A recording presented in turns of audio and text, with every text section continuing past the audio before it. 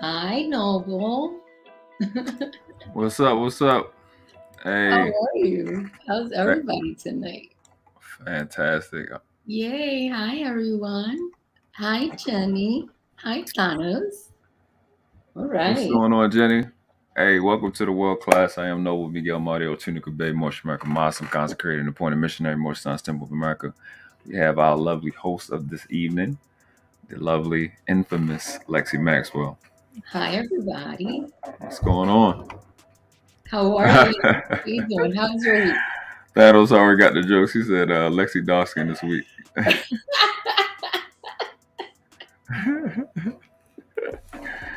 Make sure y'all hit the like button on the way in. Share this out. This is adult time. You know what I'm saying? My son is literally asleep. He don't want to sleep nowhere in the house unless he's next to me. So that's where we at right now. We have the lovely Jenny Morena. Yes. Hi, Jenny. Hi, Mamacita Linda. We have my guy, Thanos Theory. Joycey in the house. The luckiest man on YouTube. We got my guy Zone. Shout out to Couch Yang. Another Jersey fellow.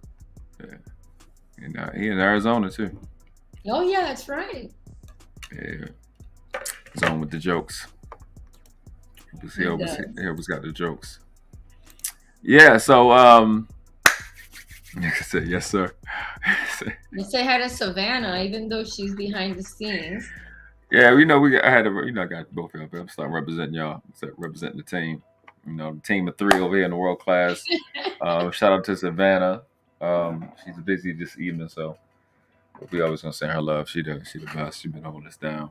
Absolutely. These thumbnails that you've seen, these last episode 3, 2, and 1, Savannah created it. She been doing so much behind the scenes, helping me make decisions. Just stuff behind the scenes, bro. She's been fired, so she ain't gonna be able to make it tonight, but yeah, we may have a special guest. We have a few special guests that may come up tonight. Yeah, but everyone come up. It's Saturday night, and the feeling's right. Right. So okay. So you got all right. So you have to say this to me. What is it? Hola, mis tesoros. Yeah, tesoros are treasures. Hello, my treasures. Oh, okay. Jenny is just the most sweetest. I know our language is the best. It's so romantic. Tesoro. That's what your mom calls you. Mi tesoro. So you grow up with your mom telling you, "My little treasure. Get over here, my little treasure." So that's very tender. That's like a very tender term of endearment. I receive it in the name of Kevin Samuels. I would say so. Okay, so what we have tonight? You see the title. This is episode 3, but you see it like right up under us. Again, that's work by the lovely Savannah. That's like right here. That's so cool. She put the little collar there too. I love it. She got the collar. So we have the main topic is collar and ceremony. Can't talk to that. Yes. And definitely going to get into that experience because I never even thought there would be a collar ceremony. I think that's awesome, and I'm completely interested. I've been since you told me what the topic was. I'm like, I definitely want to hear what this is about. Sounds interesting. Again, guys, if you watch on the replay, hit the like. Please comment whether you like it, whether you don't like it. You can timestamp it. All the things you guys be doing. And your views on some of the things we're saying is that we're going to say in this live, that we have said in this live and in previous lives. Let us know where you at. Is it your first time seeing this series? I don't know how many we'll do, but it's fun. This is adult night. This is an adult conversation. We got a lot of stuff that we talk about, and I think Lexie, I appreciate you for one doing the show, let alone 3 of them. Being on the team. I talk about Savannah, but Lexie is just top shelf, top shelf in terms of her communication, her mindset, contrary to other people's belief, her loyalty, and I appreciate you. Just wanted to be able to just say that to you off top. Appreciate you having you on this show and having you on this channel, and because you bring conversation that I've been kind of hemming and hawing to get around. Like I don't know how I'm started. I probably was gonna do some videos, and it probably would have got pushed back to the other videos I got to do. I got like 80 videos to do. So look at Thanos. Thanos is hilarious. free Lexie, facts. What? Nigga said, make sure you moisturize before you put the collar on. That's what you heard. Where did you hear that from? Yeah, right. Thanos is gonna want to have a coloring ceremony after this episode. Facts. And yeah, so let's get into it. Because like I said, you brought generous words. No, well, thank you for your generous words. You know, I appreciate you. So to be kind of acknowledged by you is a wonderful thing in this space. So I want to say thank you. I appreciate you. Definitely welcome. And I am excited about tonight's topic, the coloring ceremony, because for me, this is the best part of the whole thing. Because you've gone through the courtship, you've gone through the contract. The contract is now signed. So now you are owned. As a submissive, you are property, you are under the protection of your master, and you have a whole contract. Like, it's just, you know exactly what to expect. You know what I mean? Like, one day you have this level of uncertainty, and the next day you just know everything.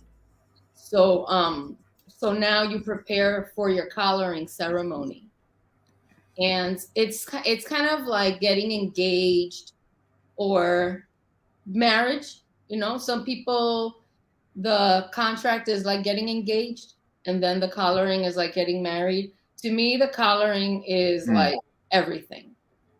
It's just everything. That's for me where everything for me just is now like, it's like a wedding that it's about the woman. So now this is about the submissive, and it's like, it's a big celebration because it's a beautiful thing to find like a true submissive who's obedient and loyal. And as a master, you put so much effort. It's like, now we're like 90 days out from the beginning of the courtship. You know, it's like he's finally gonna probably have like intercourse with her. You know, he usually, you know, depends on your master.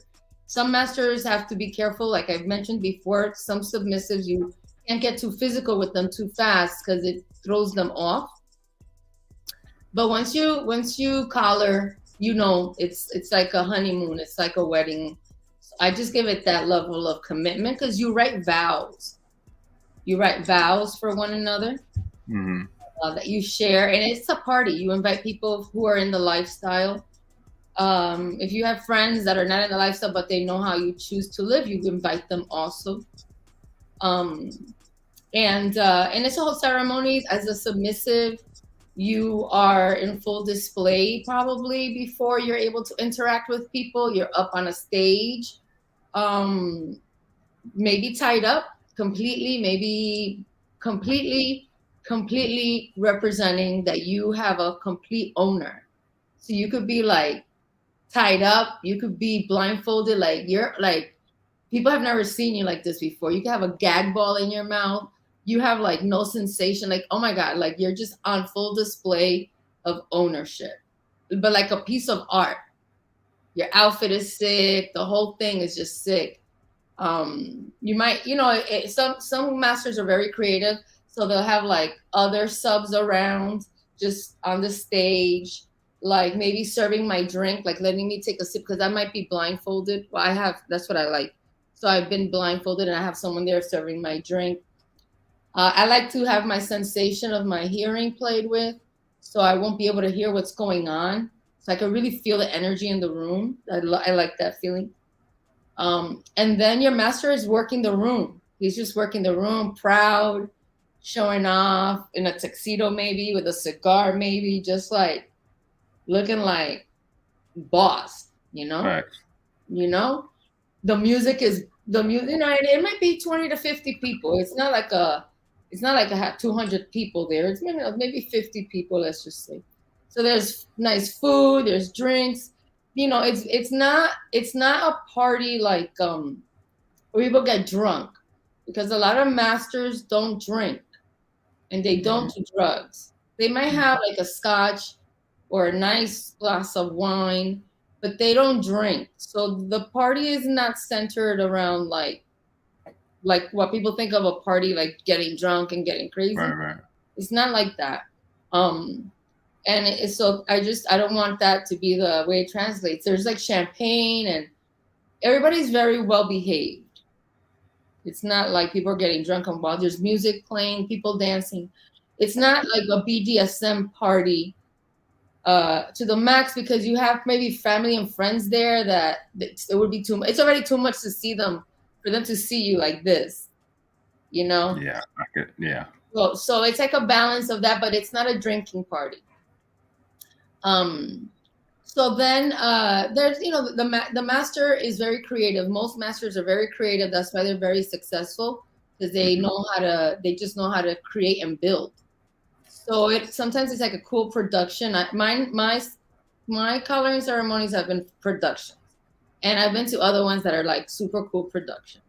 So then he might make an announcement for people to, get ready to see the ceremony. And usually you'll have like an elder BDSM person that's kind of known in the community to come do this. And then you're little by little exposed to to the people. So you're hearing things my hearing things come out, my blind phone comes out. So now I can see everybody there. I can hear them. Sometimes people start applauding, it's very exciting.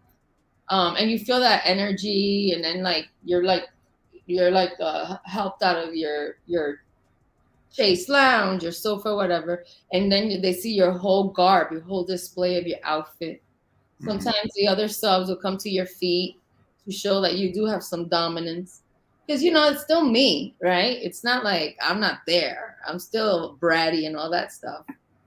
So I get to kind of be like, I don't know. I get to be a little bit dominant in a minute for a little bit or something. And then the person who's the elder comes. You say some vows, and then the best part, you get to kneel before him. You kiss his feet, and he literally has a collar and puts it on you, and he'll put a leash on it too. You'll say some words. Everybody's excited, and then it's kind of like party time. I have a little bit of at ease time, because I could vibe, I could mingle with people, I could, dance, I have to ask for permission to drink and eat, because I love sweets and all that stuff. So I have to ask for permission still, but I'm allowed to be like a little girl running around at a party. You know what I mean? When you go to a big party, you see little kids just having fun. Right. Like you just love to see that. So I get to do that, because my master wants to see me be a total little. If I'm going to be a little, this is the time. I'm not there I don't even drink like that. I wouldn't, I've drank there. I'll have a champagne, but I'm not like, let me get a margarita. I'm just like so happy to be owned. So happy that I'm not lost. That's one of the greatest sentences ever. So happy to be owned. Thanos says, my guy in Phoenix literally started teaching me about BDSM game in 2020. When I went to visit, he said they take it very seriously. Wow, you see, I had a feeling Thanos had a little bit of exposure. Yeah, it's very serious. It's very beautiful. Yeah. And some masters put on a really a whole big serious scene where they, depending who's there, but if it's just BDSM people, he'll whip the submissive. He'll do things to demonstrate that the submissive is owned by him. I've seen those type of collarings that I know that I'm about to see some stuff tonight, not things that happen in my household, but things that people like. And it's like, oh my God, that's so crazy. And you. But that helped reinforce your hard limits and stuff, right? Yeah, I'm so lucky my master lets me have hard limits. I'm like, thank God that I have because some women don't, and they don't want it, and they have, they do everything. I don't know, I think it's the most beautiful thing for a woman to really be able to just do everything. Everything, I mean, she would lick his dirty feet. Like she, you know, you could tell those subs. I could tell subs that I give them so much respect that I don't even try to dominate them. I just try to learn from them. Right. I just sit back and I'm just in awe of how they move. Right. And it makes me want to be even better for mine, especially, hi Mandrell, especially to have that inclination naturally. It's like if I was let's say I'm in a vanilla relationship, it works even there, because it's like if I go to someone's dinner party and I see the way that she frosts a cake and it's her way is better than mine, so I'm going to sit back and also observe how else she moves in her dinner party.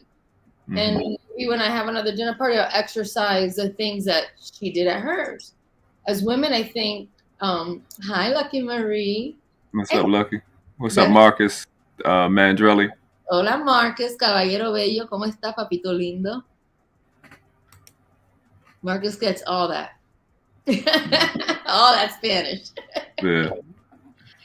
But yeah, it's like you when you're around this, it's no different like when you're around a vanilla couple and they just have that energy that you could tell they love each other, that they, you know, like you see older couples like that. It doesn't mean they haven't been through stuff, Noble, you know what I mean? But they just fully accept each other. They know the role that they played in their, you know, in life, and that acknowledging those roles led to success. Success monetarily, success spiritually, with their own children and their legacy. You know, and for me, like, yes, I live based on the fundamentals of BDSM. That's what I really love. But I also think it applies to vanilla couples that you too. If you know, and you know, like you could be vanilla and be a little kinky, that's fine. But you maybe don't want to be in the lifestyle. You don't want people like me around. You want to keep it all, you know, on the level that you're comfortable. But the dynamic inside your household is that everybody understands, like, the dominant and submissive, and that you're, you know, if it's your lady, that you really take the time to detail out what your expectations are and what you want. Like, don't expect people to read your mind, to know what you need. And how you might change, right? Whatever you need today, maybe tomorrow you need more, maybe you need less. Tell me. I want to know. I've actually said this week. I want to hop on that point right there before you go further into the ceremony, because I got questions. I just wanted to make sure let you rock first, because people, you know, when you get into something and people got all these questions, you forget your train of thought. I don't want to mess up your train of thought. But I that's like the biggest reason that I wanted to be into this, because I've never been like officially inducted into like the BDMS lifestyle. I met women that did it, and they just do what I tell them to do, whatever. But like I said, I think it was yesterday, we were talking polygamy and monogamy and stuff, right? So I was like, I said, you know, I even was correcting the thought process on polygamy. I'm like, at the end of the day, it's not going to work if you don't have the foundational. I think you say the fundamentals of BDSM. It's just fundamentals of relationships, period. And every species, there's a hierarchy of who's dominant and who's submissive in every room. That is a fundamental thing, and I don't think people understand that. So the young lady that was on the panel, she was like, I think her name was KB or KG. She said, it's crazy you say that, because she knew a lady that was in BDSM, and all her submissive, they had to ask them to eat. Same thing you just said. They had to ask her to eat, ask her for permission and things like that. So I'm saying, when the relationship, when that fundamental relationship is established, all the other things are handled. Like, you don't have the problems you have with in monogamy, because everybody knows their roles. In fact, it's more fundamental to have that done than to pick monogamy or polygamy, because that's what make it work. It's not the other shit, because most of these dudes don't understand when you're in a monogamous relationship, dude, as a man, you are the submissive. Right. That's just the foundation of the relationship. She's controlling you. She tell you what you can do. That's the only thing that exists with monogamy. She's telling you what you can't do. She's the dominant. Yeah, because you know what happens in monogamy? The man isn't able to express himself, right? So then he becomes emotional, right? Because he has all this stuff bottled up inside himself, right? Mm-hmm. So now, because he hasn't been able to exercise whatever his manhood is and however it is, right? Everybody's different. because he has to adhere to what this woman is saying. So he's already doing something that's unnatural. Unnatural because she's also expecting him to be a man. You better be a man, right? But he's not able to act like a man, like at the animalistic level. You're not able to trust that no matter what he does outside of this household, he will always take care of you. Right. He'll take care of everything. Why do you care about what he does outside? Why? Why are you missing? What is it you're missing? Oh, because you want to control. Now, that's the word. And you're not supposed to do that. You're supposed to Hi, Jay Ali. Hi, beautiful. You're not supposed to have that control over him. Mm-hmm. So now if a woman really has that in her mind, she's messing up the whole domino effect. She's trying to make the dominoes stand back up. No, like you don't get to do that. So monogamy is really asking a lot of a man, because once a man, any man who's emotional is not a good leader. He's not a master. Most masters are not like emotional guys. They're not. They don't drink. They don't drink. They don't smoke. They're very like in control. So they're not emotional.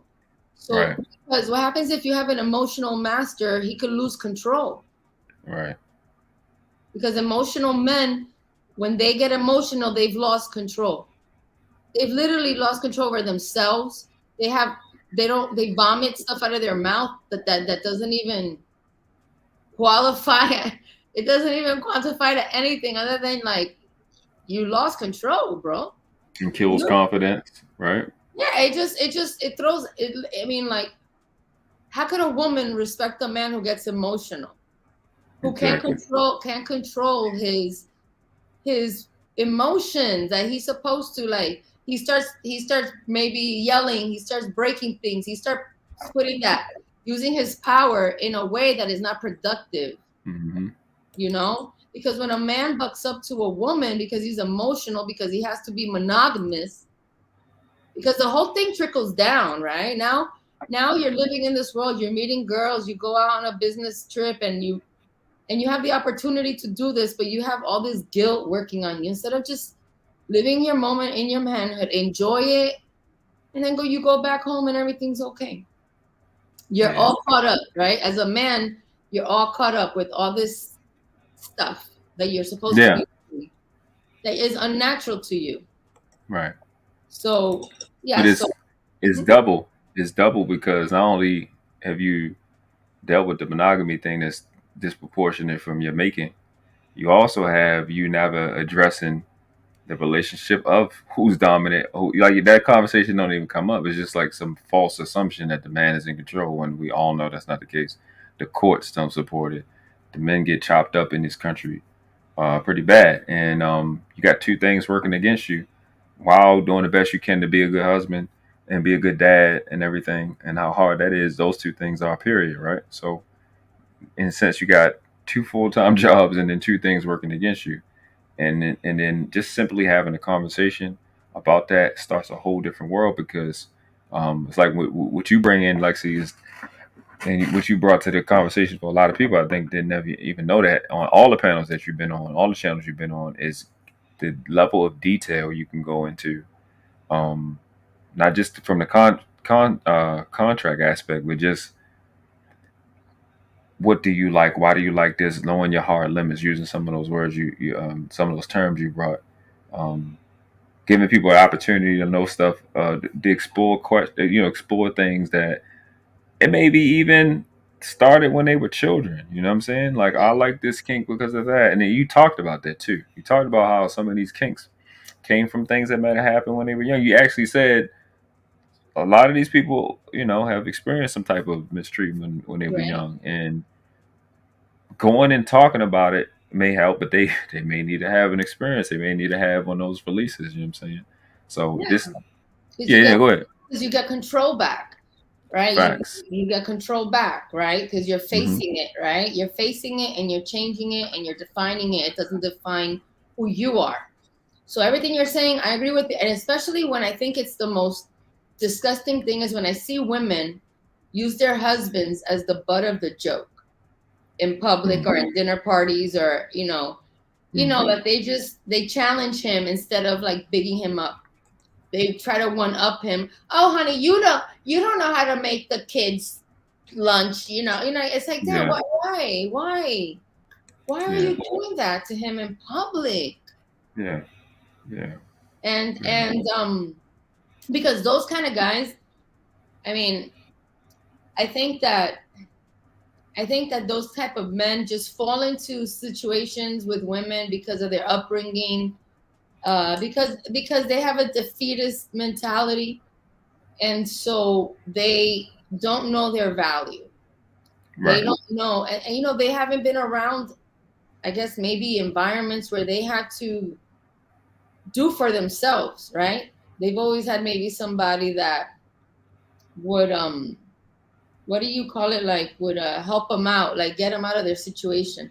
I don't know why some men are like that. I don't know. I'm not attracted to those kind of guys, I feel bad for them. I'm like, that's embarrassing, dude. Like, your husband is a whole man out here, like. And I always say, like, honestly, when I see that, because I do see that in my world, and I'm like, damn, that's horrible. I'm deep down like, I bet you he cheats on her, or he has a sugar baby, or he has something, because there's no way that this guy could deal with that. Like, every day, he has to be doing something to get that, work that out of himself, because these women who do that, to me, and I think some people familiar, like women that just make their husbands or their boyfriends the butt of the joke, and they try to, diminutize him. Like, I always have to tell him to take out the garbage. Big deal. So what? Not every guy's gonna naturally remember to take out the garbage. What's the big deal? You could tell him, if I have to tell you 50 times, it's not a big deal to me. To be like, babe, don't forget to take out the garbage. That's just fine. Like, I'm not your mom. You don't have to be like nagged to do something. Mm-hmm. I'm just like, the boyfriend that I have to remind him occasionally to take out the garbage 4 times a day. Not a big deal. Yeah. Well, she's been submissive to some other girl, some other female that will tell her, oh, you shouldn't have to talk to him that many times. Right. Who don't even live in their house. Not in their relationship, whether that's her mother, her aunt, her girlfriend. Right. She's been a battery being put in her back to disrespect her male, but somebody that's not even in her relationship. But actually they in more of a relationship than the man and the woman. That's what's crazy about it. So it's very I think a lot of men have a big confusion, with the level of responsibility that it truly takes when you decide to have a contract with someone and assure her. And there's no wedding ceremony in vanilla world that gives you what I've had. Okay, I've never been married. I don't have kids, but I have had better relationships than any married woman, probably, in happiness and I've never had a bad breakup. I've had to have changes and clauses in the contract that I would not agree to, and that's why I was released. It wasn't like something I wasn't aware of, So I get to have that with somebody, and it doesn't require a whole big wedding ceremony necessarily for me to know and guarantee. Man, is he all right? Okay. For me to have this man guarantee that I'm going to be fine. There's no doubt. There's no doubt. So I think, yes, if vanilla couples or even young couples, that are in love and know that they want to be together, if they take the time to define their relationship, delineate the things that they expect and the things that they need, even have a mission statement, have goals within your relationship, treat it a little bit like a business so that you aren't emotional about everything in your freaking relationship. Right. You have like control. You get to talk and dialogue and be heard and agree. We don't agree. Let's test this out. It worked. Oh my God, fantastic. And you just build on that contract.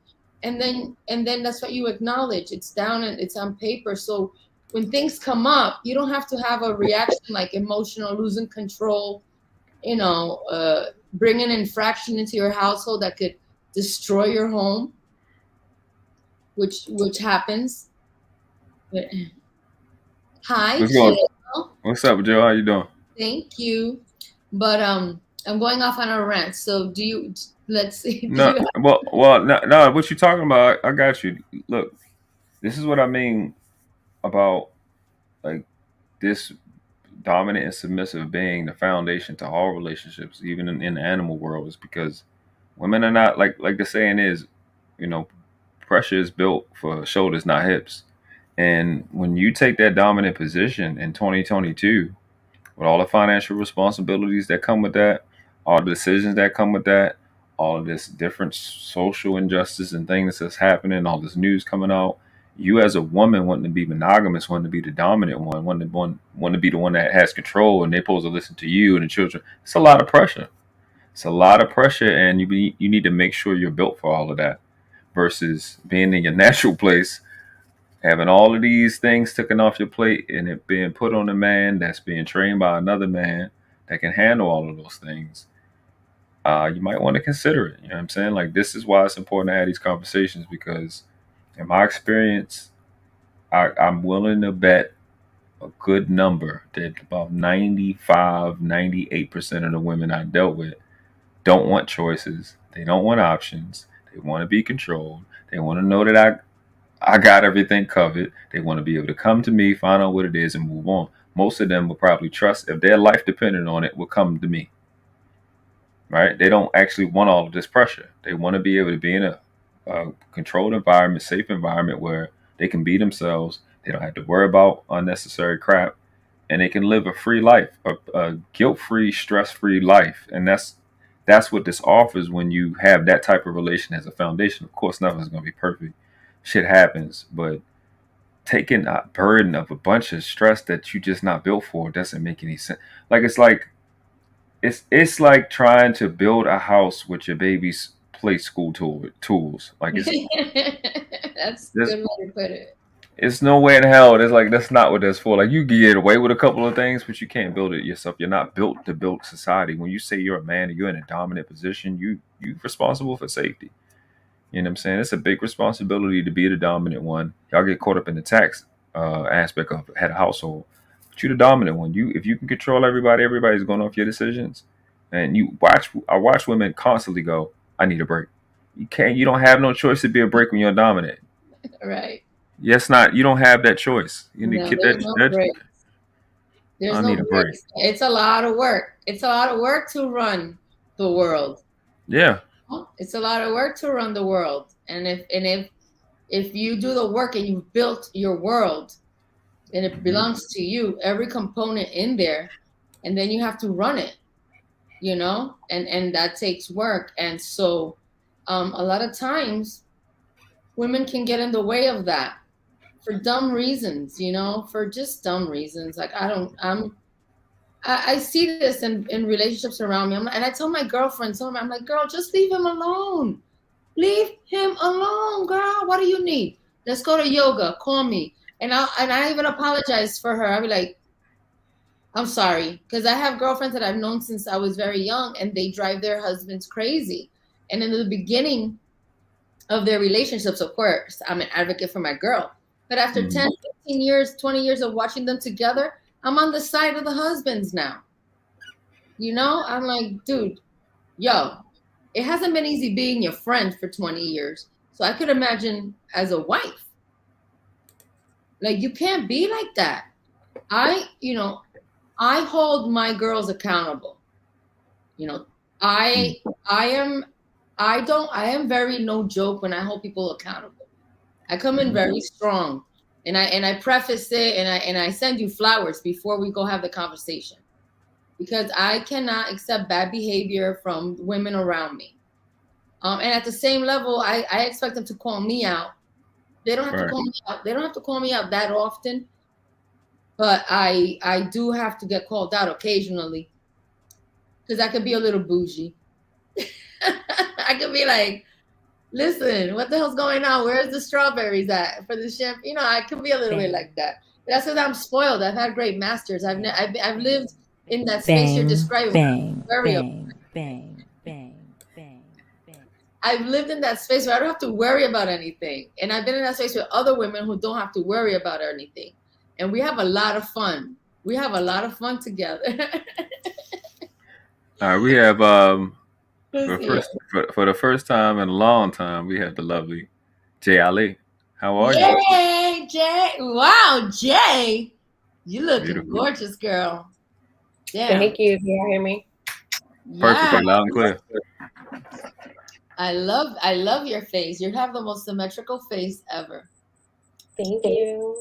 You're welcome. For sure. How are you? I'm okay. I had to take care of some mommy duty, so I've been running around like a chicken with my head cut off. Oh yeah, you had some things to do for the weekend. Does he have an activity this weekend? No, I just I had to get him some dinner, and then I promised him I was gonna make him some little Halloween cookies that I bought him. So now he's watching a movie. So hopefully you're not gonna see the door open with him asking me for anything, because him and his all set. Hey, you and Noble have the babies in the room, so that's energy right there. That's beautiful energy. See, he can't be in here. You know, when I'm in here doing something, you got to stay in the living room. He don't. My son don't want to go nowhere. So. Oh dang! But welcome, Jay Ali. You look so chic. I love it. Thanks. Yes.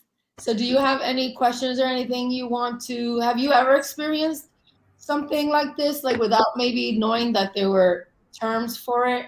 Have you ever been in like a relationship with a guy who just really had that energy of that you didn't have to worry about anything, and maybe because we're from this modern world, you were kind of thrown off by it, or you actually enjoyed it?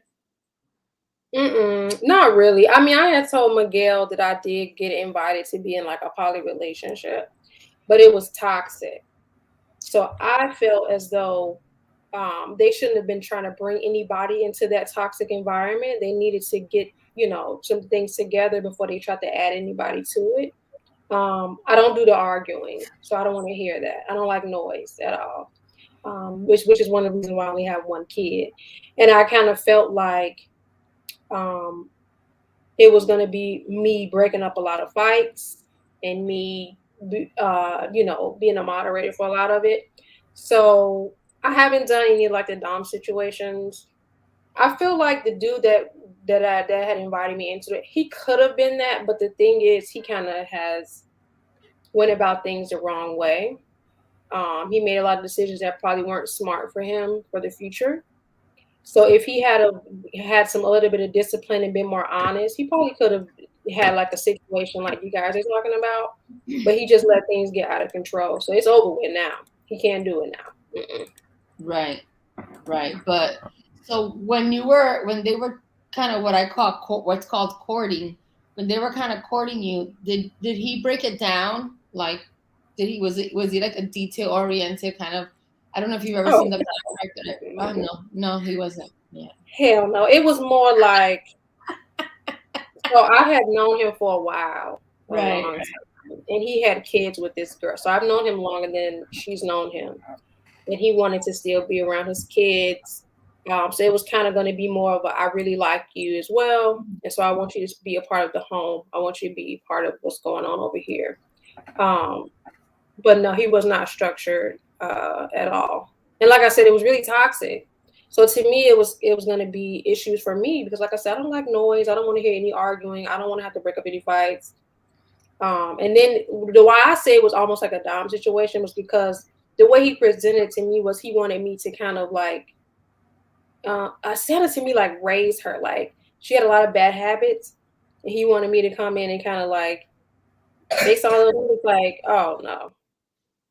No. That was pretty much her parents. Save a hoe. He wanted you to go in there like Captain Save a Hoe. Exactly, because she was doing a lot of stuff that I definitely wasn't into. Like, if he would make her mad, she would go and sleep with somebody else. See, I don't do that kind of stuff because I know that when you want revenge, you don't use your body. That's the last thing you want to use. So she had that kind of mindset. So he was. I know that now that I'm thinking about it, and like when I've explained it to people, I'm like, yeah, that's. But you know what? This is very special what you're sharing with us, Jay, because you know what it really illustrates for me listening to you it's like, I think people enter, like, they start the relationship off monogamous. And then they try to make the relationship, they think they have the level or the emotional thing to be able to include people in it. And they already, like what you identify is so true. They already started off with bad communication.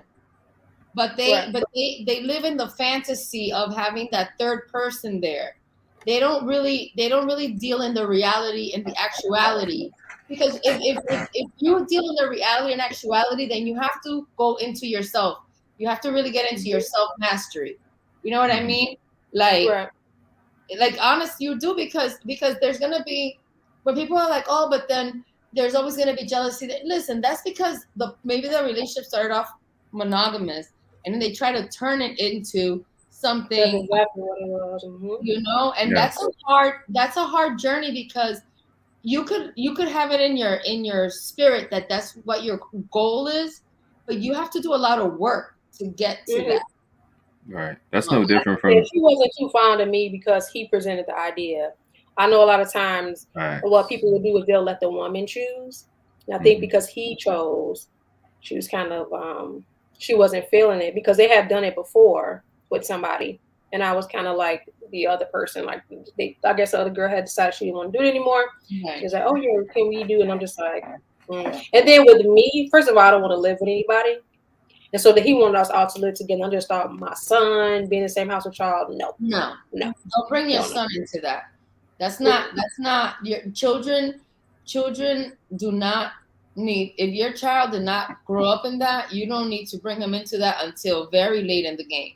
That's the last. You're not gonna disrupt the beautiful world that you've created for your son. Right. Because that's something that's very delicate. I'm happy you said, because there's a lot of women out here that, because they don't do what you did, use discernment, they put themselves in these situations and don't let that situation declare itself for a little while. And then they start introducing new little energies of kids. And now, I mean, like, what you're ruining your child if you don't really take the time. Because I would rather, if I was a single mom, a single parent or something like that, I don't think I would ever really be able to introduce my child to another person, because I'm just not into introducing little kids to people who are not like my mom, my dad, my brother, my sister, and my grandparent. Like, or their other parent, I'm not. I don't nothing to do with you and I being together. We're not gonna go to Legoland. My kid does that with their dad or with my family. I just really don't like it when women. You could exercise your womanhood, but you don't have to try to redo the mistake that you possibly did by not getting married. Or you can still live a life, but you don't have to include the children in it. You already made a determination to be a mom in a situation. So do the best that you can to protect your child for as long as you can. Because a lot of times when you're in those situations, your child is exposed to things out of your control because you're raising a person by yourself. And so then to introduce a lover or a situation that you identified as toxic, and some women don't think like you. They just like, they want that fantasy so bad. And they introduce a little kids to it. And I'm like, dude, like, for real? Like, you couldn't give that thing a little bit of time to show up and see what it really was before? Listen, y'all lady, y'all women, so y'all don't know how fast these chicks will put you around that child by yourself. I'm about to run to the store real fast. Yes, and that's how a lot of kids end up being deleted, because they working and they're like, oh, can you watch my child? They'll get somebody that just got out of prison and they'll let them around their child because they want a man, and he crazy as a Bessie-bug. And so then he watching your kid, he can't handle the crying or whatever. Now you coming home and your kid is deleted, and now y'all trying to hide the baby's body. Then you're talking about somebody that kidnapped your kid, and the whole time y'all was in on it. So I don't really introduce people to my son. My son, he's, like I said, I prioritize his relationship with his dad, you know, and so I don't prioritize dating at this time because I'm trying to make sure he's good. And, you know, some people don't want to come into like this type of situation because they think I'm still messing with the dad or whatever. But yeah, I don't plan on moving nobody in. I don't plan on really going full-fledged into it until he's way older. And I'm okay with that because like like I've already said, I want to get married. So for me, I don't think you should get married unless you want to have a family. If that's not what your goal is, and you just trying to get married for companionship and all that stuff, you don't need marriage to do that. But yeah, I'm just chilling basically. I don't date. I've let a lot of people go because I don't have the time. I don't have time for all of that. It's hard. To one of them, I mean, I don't know how this guy does it somebody just block. No, I'm not looking. It's not stepdaddy season in this house. I'm sorry, Zone. Block Zone for like forever. So no. Yeah, you know, like what you're saying, Jelly, like that kind of guy you described. A lot of times they put that pressure on the woman to introduce the child so he can manipulate. Because, you know, once the child has been introduced to the person, that it's hard. You know, you don't want to be like introducing your child to every person. And some men will use fuckery and trickery and wizardry. You know what I mean? To put a spell on these women. And ruin. It is. It's to me. It's like it's not good energy. It's demonic, man. Like, amen. Especially when you have girls. So I have a boy, but I still practice discernment because boys get abused as well. It's not just girls. So the other day, my mom came in and she's like, "Oh yeah, this lady from the school, Peyton has a new friend, and she wants to do a play date." And I'm like, "Oh yeah, they can go out. But he ain't going to nobody's house. No. You want to go out, not Chuck E. Cheese, but if you want to go out someplace, we can go out somewhere. But in terms of like them saying, oh, he can come over here, no, because I don't know who's over there. I don't know what type of men or family members they have. And a lot of people won't tell you. Habits. You don't know people's habits. You don't know people's habits. Because I would hate to have to with somebody else. So it's for me, I'm kind of protective of my son. Just because I just can't imagine, you know what I mean? They had to put me under the jail. So it's, I'm a little protective over him. And he doesn't understand it. Because when I sit him and know to certain things, obviously he gets upset. And he doesn't understand why I'm saying, well, you can't go over there. You know, he just want to go play with somebody because he's the only kid. So it's different for him because he doesn't have anybody at home that he can go and play with, you know, except the dog. We're about to get another dog too. But, you know, he wants to have his friends, and I don't shy away from that, even though sometimes, even with the kids, like, I just put my son to bed a decent time. On the weekends, he can go to bed a little later.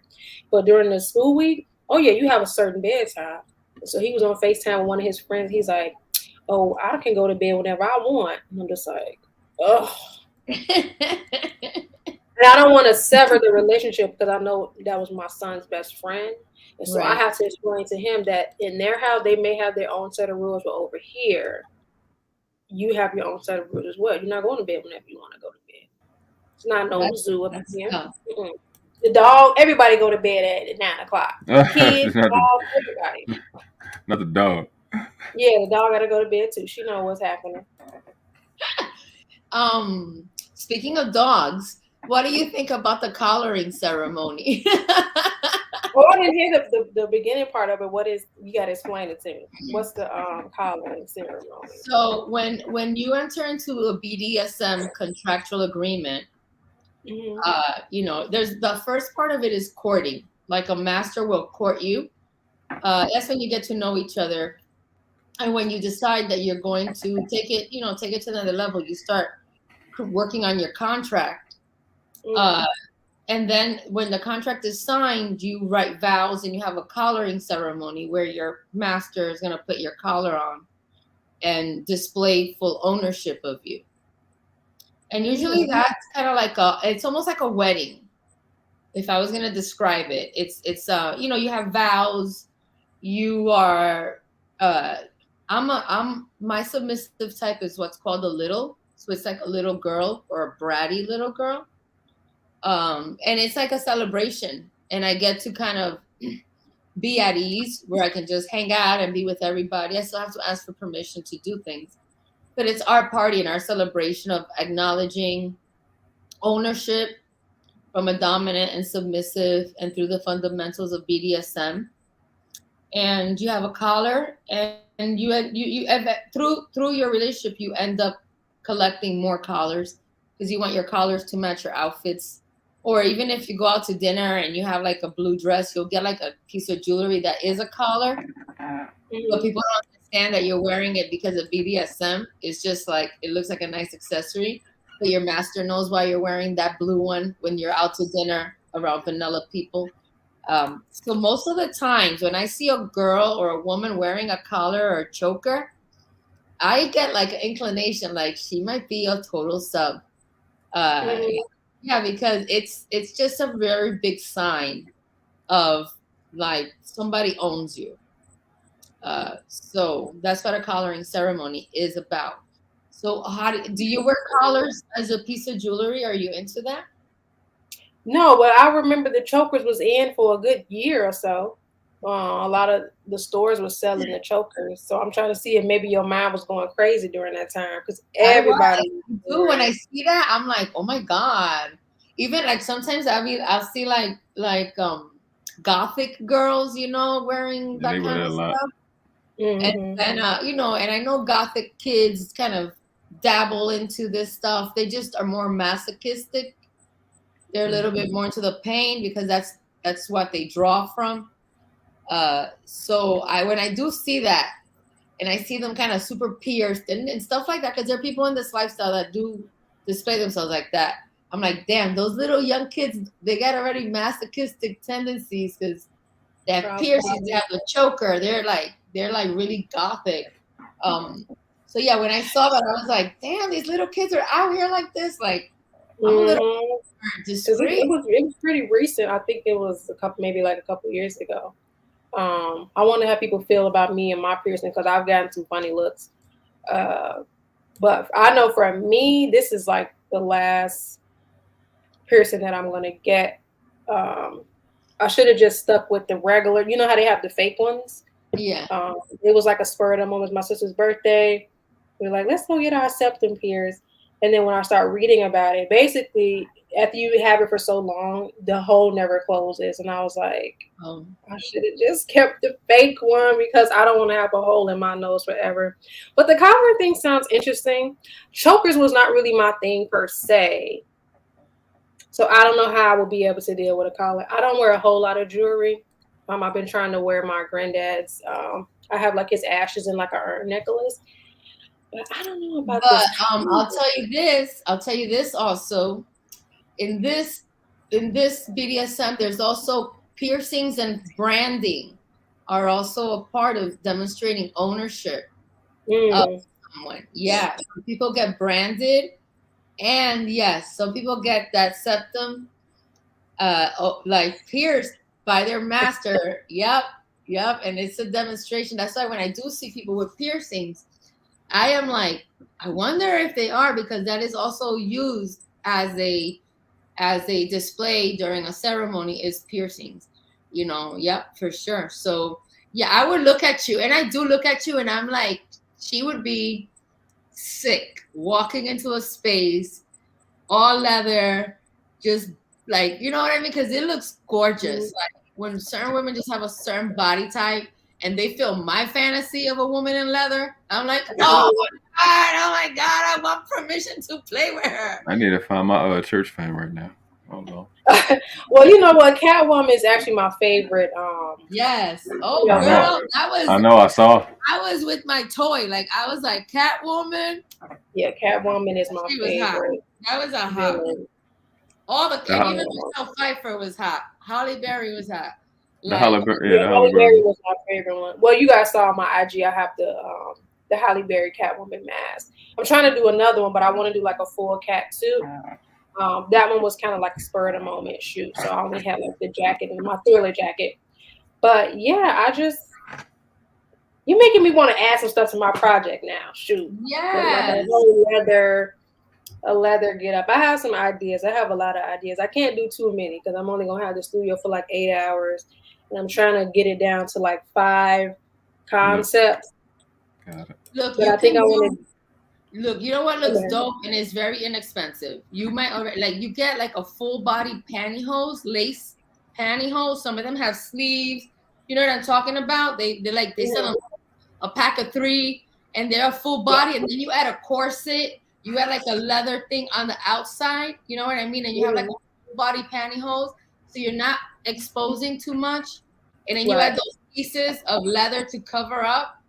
You know what I mean? And that looks amazing. Versus like just corset and all your skin exposed. You had a different dimension. You had that different dimension of that pantyhose, like a silhouette. You're creating a silhouette. So you can go to that website that I pull, that Dolls Kill, and even I love that stuff. You got it? On Amazon, they have those pack up, and those pantyhose are cheapy, girl. Like they disintegrate in the sun. They're like one-time wear. But for me, when I go to parties, I don't mind showing a lot of skin, but sometimes it looks too much. So I do the whole body pantsuit, pantyhose thing, or even a tank top, and I just put a corset and some leather underwear on top. Not thong, but like a little bit of booty cheeks, Brazilian cut, with my boots and my hair and my boots and my accessories, and it's just like, damn, you know what I mean? It looks, and it was like under $100. Yeah, you know what the thing with Dolls Kill though, because I love Dolls Kill. I didn't even know that was a site that you were using because I've always looked on there. Is that they'll put some good stuff on there. And you got to hurry up and grab it because a lot of times they don't bring that stuff back. So I've been like peeking on there a little bit because I was trying to do that look a long time ago, but I also didn't go a lot of places because I'm a homebody. So I was like, dang, should I buy all this stuff and then won't be doing it in the house? But modeling kind of lets me still buy that stuff and get that look without having to go out. So do it and take pictures is for you. It's a whole exercise in your womanhood. You know how many women dream to be like in lingerie and they won't do it? They're wearing sweats right now. They don't take that time. Like I'm like Coco, Ice-T's wife. I'm walking around the house in heels with feathers on them. Whatever he wants to see. Whatever he likes to see, whatever he likes to see, I'm gonna walk around like that. So if you got Ice-T money, I'll walk around with some feather stilettos too. Right? Like, babe, whatever you want. I'm your fantasy girl. I'm gonna bring it. I'm not gonna sit around. I'll sit around with sweats and t-shirt when I'm by myself. But when he's around, I'm looking like the whole vibe. Like his whole shit is like, this woman messes me up. So I love that you're into it. And you know, when you go to Dolls Kill and you see like little things, even if you don't have the idea yet, just purchase it and create a costume trunk for yourself. When you go out and you see little pieces of jewelry, like, oh, I don't know what I'll use that for, but I know I like that. And just create your little, like a trunk full of your little costumes. I mean, you've seen my costumes. I have all kinds of fun stuff. And I like to wear it. And it brings out something in me, and that's what girls get to do. We get to dress up. We get to do things like that. That's why Halloween is my favorite holiday. Also, pull up to my Halloween lab, y'all. I will be wearing a costume. And I will be live. Oh, you're gonna have a live on Halloween? I am. I already ordered my costume and a little bit of decor. I'm gonna let my son help me put up the background stuff because he likes it. Is it scheduled? Is your costume a surprise? Sorry, Noble. Yeah, it's a surprise. This is a surprise. It's honestly, it's not like super out there. I don't want to do too much, but it's still gonna be cute. I love it. Is your live schedule yet? It is. So it's scheduled for the 31st at 8:00. Because I don't know who else is going live that day, but I know most time people don't go live right at 8. They'll do it like either in daytime or like right at 9. So I have like a little hour to myself, hopefully. Just to have a little fun. We'll probably do it like a little game. It's gonna be like really chill and fun. I really don't want it to get into these topics that they be talking about relationships and stuff. It's gonna kill the vibe. Amen. So just fun. And you can pull up with a mask, you pull up with a costume. I don't care. But I just don't want it to get people arguing and stuff. Unless I'm drunk. I think you're gonna have a good time. I think a lot of people support you and adore you, and I think it could be something like you're saying, like a whole different funny vibe. Because I think a lot of the people that interact with you have a great personality, and I think it would be really funny if people really like take the time, and it could be a really fun, silly show. Yeah. So y'all got enough time to order a costume or a mask. You can wear I don't know if I want y'all to do like the Halloween mask, but you will have to take the mask out before you come up, because I don't want no trolls. Thanos has plans for you, JLE. Thanos has plans for you. He said all-purpose velvet cat suit with a hood. That's hot, girl. All-purpose what? Bed with cat suit with a hood. I've never seen that before. But that would be hot with like, and only your beautiful face showing. Woo! That's fire right there. We'll see, you guys. My project is gonna be in January, so it's gonna be debuted in January. Shout out to Wiley. What's up, bro? Thanos, you got to stop. You got to stop. You got to hold Halloween accountable. You talking about the movie? See, I don't like slasher films, so I'm not watching. He's not talking about that. You got to stop. You out of control. Hold Halloween accountable. He's being so. Are you being petty, Thanos? You got to stop. Listen, I'm about as petty as it get out. You can't slide Patty past me. What I'm saying. Shout out to West Side. So listen. Yeah. I think I like that idea of collars. So I had asked somebody this earlier this week. What about wearing a collar in the leash in public? I have been led into a restaurant with a leash and a collar on. Mm-hmm. And initially I felt a little bit of that humiliation rise up, but I liked it. I liked it because then I realized that I have the balls to do that, and that's what my master was trying to teach me. Fuck everybody else. Live your life. I had a hard time with that kind of barrier. I would always be like I was like a really apologetic person, especially when it came to BDSM. Oh my God, I didn't want nobody to know. And that that was coming from a really bad place that I don't need to live that way. I'm a beautiful, capable woman, and I don't need to be ashamed of anything. So that really was the lesson for me, to feel that humiliation and just get over it and realize that I'm not going to die. I'm going to be okay. I'm not alone. I'm not alone. He's there with me. He's also, everybody's seeing what he's doing. So it's not like I'm, like everybody's looking at him a certain way too. So I did go through that moment of humiliation, and then I understood the lesson. And then when I understood the lesson, I was just like, I wanted to wear it all the time. I wanted to wear it everywhere, to the supermarket.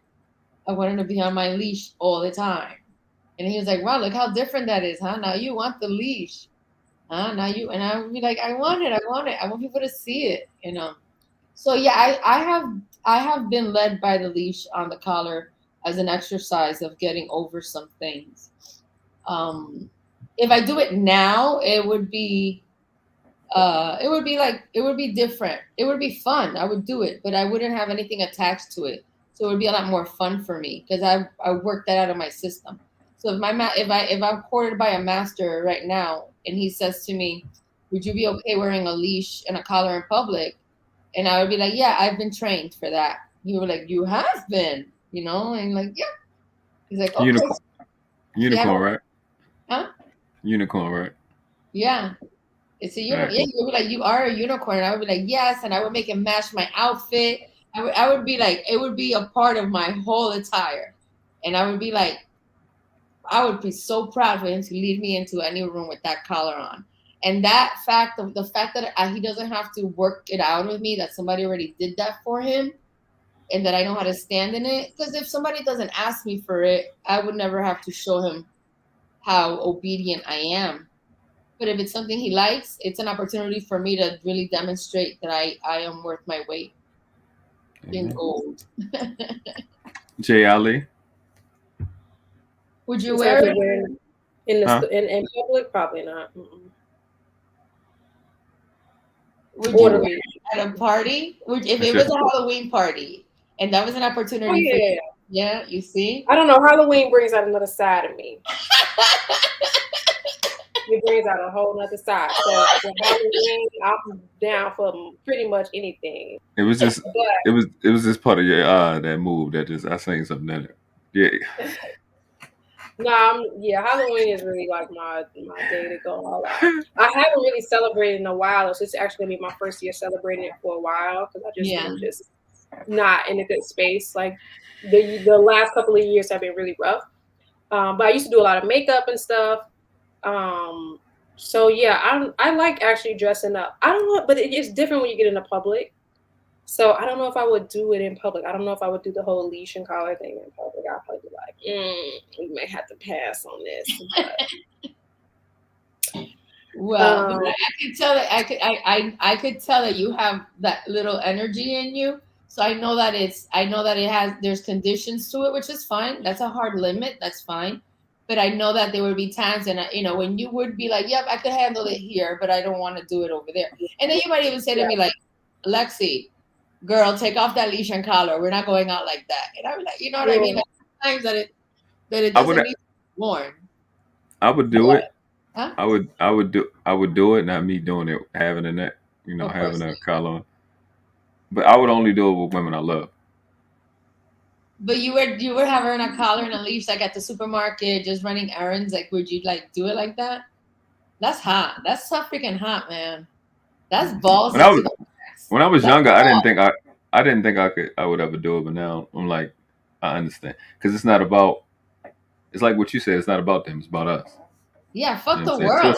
Especially if she wants that. And like if she or they want that, then it's like, yeah. Because like I always say. Oh, go ahead. I'm sorry. No, I just say this one thing. I tell my son, I tell any woman in my space, there's no such thing as no. It's just not yet. That's it. Right. You know what I'm saying? I don't believe in the word no. My favorite word is yes. Go ahead. Yeah, I was gonna say, like, in this day and age, because people are so quick to take out their phone and take a picture. That's probably another thing. Okay. Yeah, that's the only thing I'm worried about, because stuff stays on the internet forever. It doesn't go out. So I don't have an issue with it. It's just the fact that people will just be so quick to just, oh, look, and then put it on World Star. Next thing you know, you on World Star and the leash on. Cheap girl. And then I have kids, so I mean, one kid. So I do have to be a little bit of mindful. I know sometimes when people will feel like, like with my project, they're probably going to feel like, oh, you're a mom. Why are you doing this kind of stuff? You know what I mean? So I kind of keep that in the back of my head a little bit. If I didn't have my son, I'd probably be a little bit more wild, obviously. But I do try to keep that in the back of my mind, because kids are mean and stuff stays on the internet. Yeah. And I don't ever want my son to be in a position where it's like a Kim Kardashian kind of thing. Right. Where kids are putting themselves like, is this your mom? So it's also going to be different, because when you're a mom and you're good looking, kids are going to. But let me tell you something, that discretion is a big part in a lot of contracts. A lot of contracts, discretion is agreed upon, because they do have children and they don't want to introduce the kids to the kink. They want the dynamic in the household where the child sees the dad be a patriarch, and the mother runs the children, and the household is run like a business. So yes, a lot of times, it has happened to me with my ex. A lot of our friends would make us sign like paperwork so that we promise not to behave that way around their kids, because they would want to bring us around their family. And they would be like, and they were like, we want to include, and then it's a special thing, because you're like, oh my God, I've never met your kids. I've only heard about them. So what you're saying, Jayali, absolutely, is very much acknowledged and respected amongst, the people who would be in your circle, that with the children, everyone has a certain code of ethic. Like, we don't curse around children. We're not people who drink and party irresponsibly. So when kids are around, we're trying to bond with the child and teach them something. For me, I love to read with them when I go to people's houses who are in BDSM and they have kids. I love to read with the kids. I like to, interact with them and see how smart they are and how they express themselves, So yeah, it's a very beautiful and just as serious thing when children are involved, from the aspect that the vanilla image needs to be upkept, and that you make that. Damn, Jenny, when you wear lingerie in public, I don't know. I can't. Well, Jenny, to answer your question, I have in the past, I have walked to the end of the street in my drawers to get the trash on Halloween. So that technically I have already, and but that's not lingerie. So, Jelly. I did. Me and my two of my friends. You just jump right in that. Huh? I'm sorry. You just jump right in. Oh no. I have some story.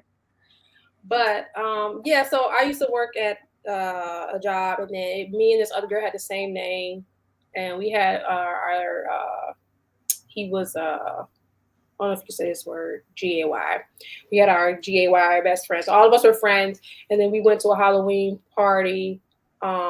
And I did have like on a corset, and I had on like some boy shorts and the fishnet stockings and some heels. So I feel like that counts as lingerie. We were all matching or whatever. But I feel like with Halloween, sometimes people give you a pass for wearing that kind of stuff because they say like Halloween people start becoming like 304s for that one day. So I feel like people do give you a pass. But also living in the Midwest, if you do wear lingerie, you're obviously committed because normally it's really cold outside. So you're probably going to get pneumonia in your JJ. But you were cute that night. So it doesn't matter. But yeah, I've done it before, yeah. Awesome. Yes. I think that, there's ways to be sexy and be modest and at the same time. You know what I mean? Like, even when I go to BDSM parties, I always think of how can I also just give them the lure. I'm not like someone who's gonna just be like all this flesh is out. It's too much. Because when you have a nice shape, it's a lot. Like, like to see a woman who has shape in lingerie, it's a lot for me to look at. I'm like, damn, she is killing it. Amen. So for me, no matter what I put on, it's still gonna translate like, damn, she got body. So I don't have to show that much flesh. So I like to be creative. I like a lot of sheer fabrics, and I love wearing pantyhose. So I wear sheer things to imply it, and I'll have like a cool cover up, like something long and flowy. That if I'm having a conversation with people, I don't need my titties to be all the way out. I could just kind of But if I'm walking through the room, I let the whole energy out. So I think that it's beautiful when women wear lingerie. I think women should wear lingerie instead of underwear from Target. They should be wearing lingerie. When a woman puts on lingerie, underwear. Huh? Target got some cute. Okay, maybe I should say Walmart. They're coming up now. Because Savage Fenty kind of lit the fire on everyone's ass. But even so I do remember a couple of years ago, I did get like a nice, cute little bra and underwear set. And it wasn't like grandma-ish. It actually was really cute. And I actually wore it to, my old dude's house. Because around that time, like I had introduced him to more like, because I love dresses. Like dresses is my thing. So that's why I hate when it's cold because I can't really wear dresses as much. But every time I did go to see him, I would always wear a dress. And then sometimes I would. And I don't like undergarments. For me, I just don't like them. I kind of like taking them out of my wardrobe a little bit. So when I see a cute pair, I will buy it. But most of the time for me, I know that's a lot of information. I just don't like undergarments like that. But I'm also smaller. So for me, it's not like a whole lot of like movement when I'm, in motion. So I think I can kind of like get away with not having the stuff on underneath because they have to really move because I'm small. So, but yeah, it's uncomfortable for me now. Like I just don't. I can't. Yeah. But I'll take back to Target because you're right. Target does have some cutie things, but I think for women who do wear, I think women should keep it sexy. Like you like to wear dresses. That's how you feel more. That's how you feel your energy exude itself. You don't want to wear underwear if that's you, but it's still. It'd be too hot. It'd be too hot for all of that stuff. Right. If I have on a dress, I ain't gonna lie. Most of the time, especially in the summertime. You're free balling. My family just gave me the same look. I'd be like, yeah, they be like, you got on it. It's hot out here. And you do have a you are tiny, so you could get away with That's it. What I'm saying. So you can get away with it. It's not a lot of like, but don't. It's not a lot of that. So I can kind of that's. It's not a go ahead do it. But do it. I don't have. Listen, it's not a lot of that going on, so I don't. Okay, I can do the whole like free the nipple kind of stuff. You know what I'm saying? Because it's not a whole lot of like, so most of the time, I love the summertime just for that specific reason. It'll be hot and then it's not, Now, some like in the wintertime, I try to do it more, but I'm also wearing thicker clothing. So sometimes even then sometimes I'll be like, hell no. Probably only during that time of the month. So I don't know, it's just uncomfortable to me now. I'm even with pants, like pants have become uncomfortable for me. So that's why I really like you might be a nudist. You might be a nudist. I don't want to go that far, but like pants, I hate pants. I hate jeans. I'm probably not gonna catch me with no jeans. You be wearing lingerie on Halloween outside. You got the boy shorts. Yeah. Only on Halloween. The other time, only on right.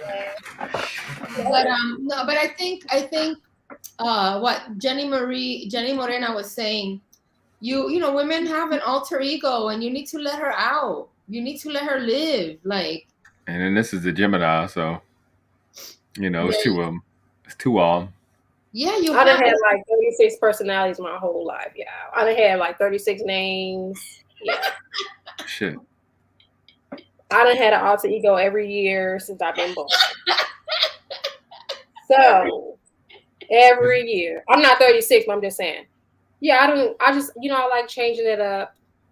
You see, I feel like the normal people are a different person like every 5 to 10 years. When it comes to Geminis, it's every 1 to 3 years. Oh, I can change my So observation. That makes a lot of sense when you say it like that.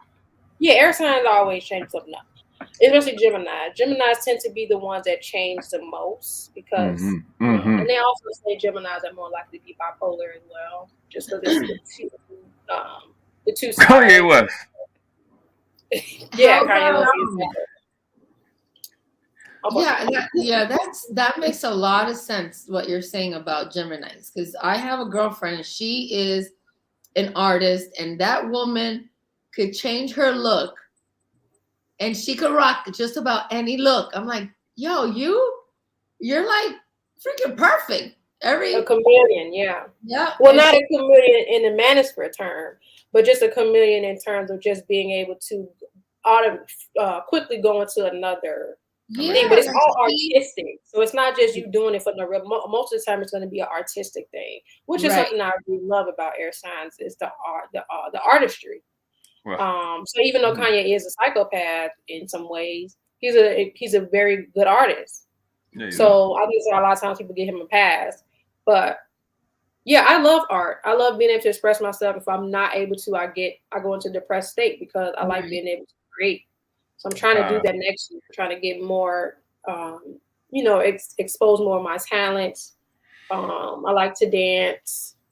Singing, not so much. My sister does more singing than I do, but yeah, I'm just trying to express myself more because it makes me happy. And I think my son's probably going to be the same way because he's an Aquarius, so he may end up being a rapper, y'all.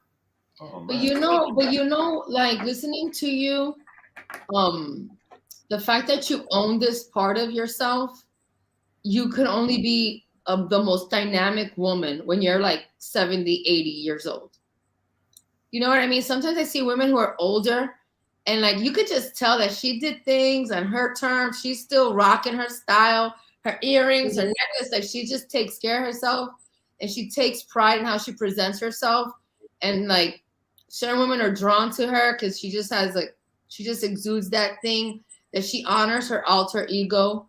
She honors like how the peeling back of the onions, of the shedding of your skin, the transformation that does happen every 7 to 10 years.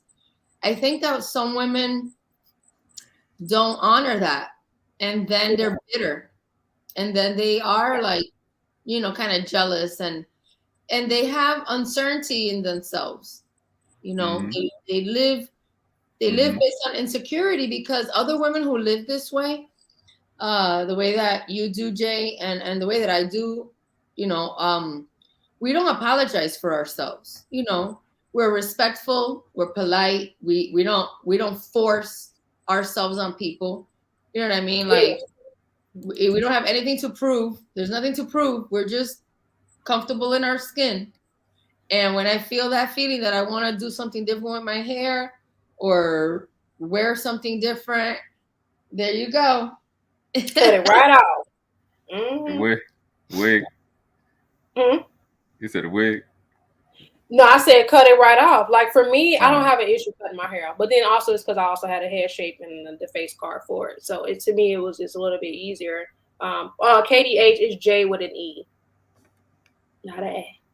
Yeah. But when you were describing that reminded me of Cher, because I feel like Cher has that a little bit. She's not a Gemini. I just looked up. She's actually a Taurus, but she's on a cusp. So I'll give her a little bit of Gemini qualities.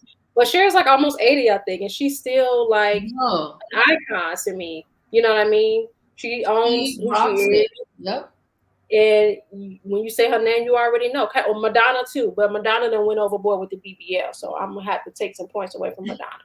But yeah, it is certain artists now that I do feel like they've always owned who they are. I think Beyonce's probably gonna be the same way, even though she's more in the she doesn't share a whole lot. But I do think by the time she gets up there in age, she's still gonna be having that whole Sasha Fierce thing going on. But yeah, it's more fun on this side. I know some people try to make people feel bad about that because they're like, oh, you need a man, you need some, the companionship.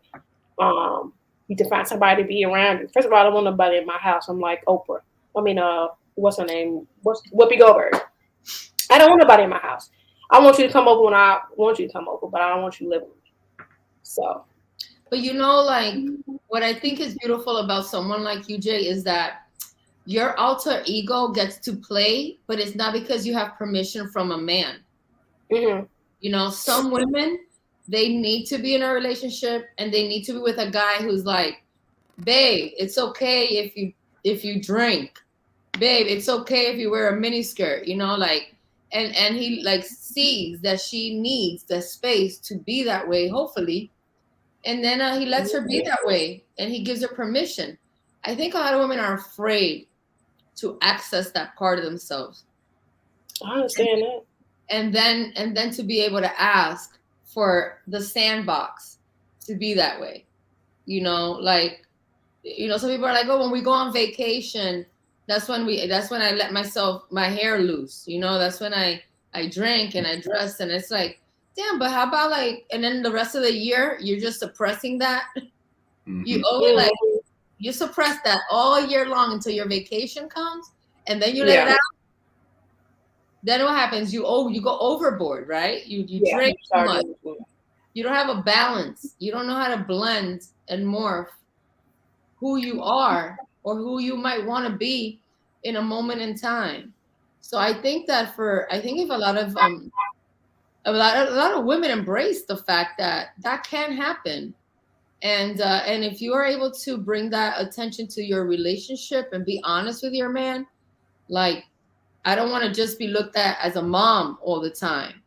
I don't want to, I want to be sexy. I have this is, energy that I want to live out. I think women should really acknowledge that part of them so that then it's not overboard. She's not like, when I go on vacation with my girls, I drink like crazy and I dress like a slut. It's like, damn, to do this maybe once a month because this person, you're exercising this person. This person really wants to come out and play.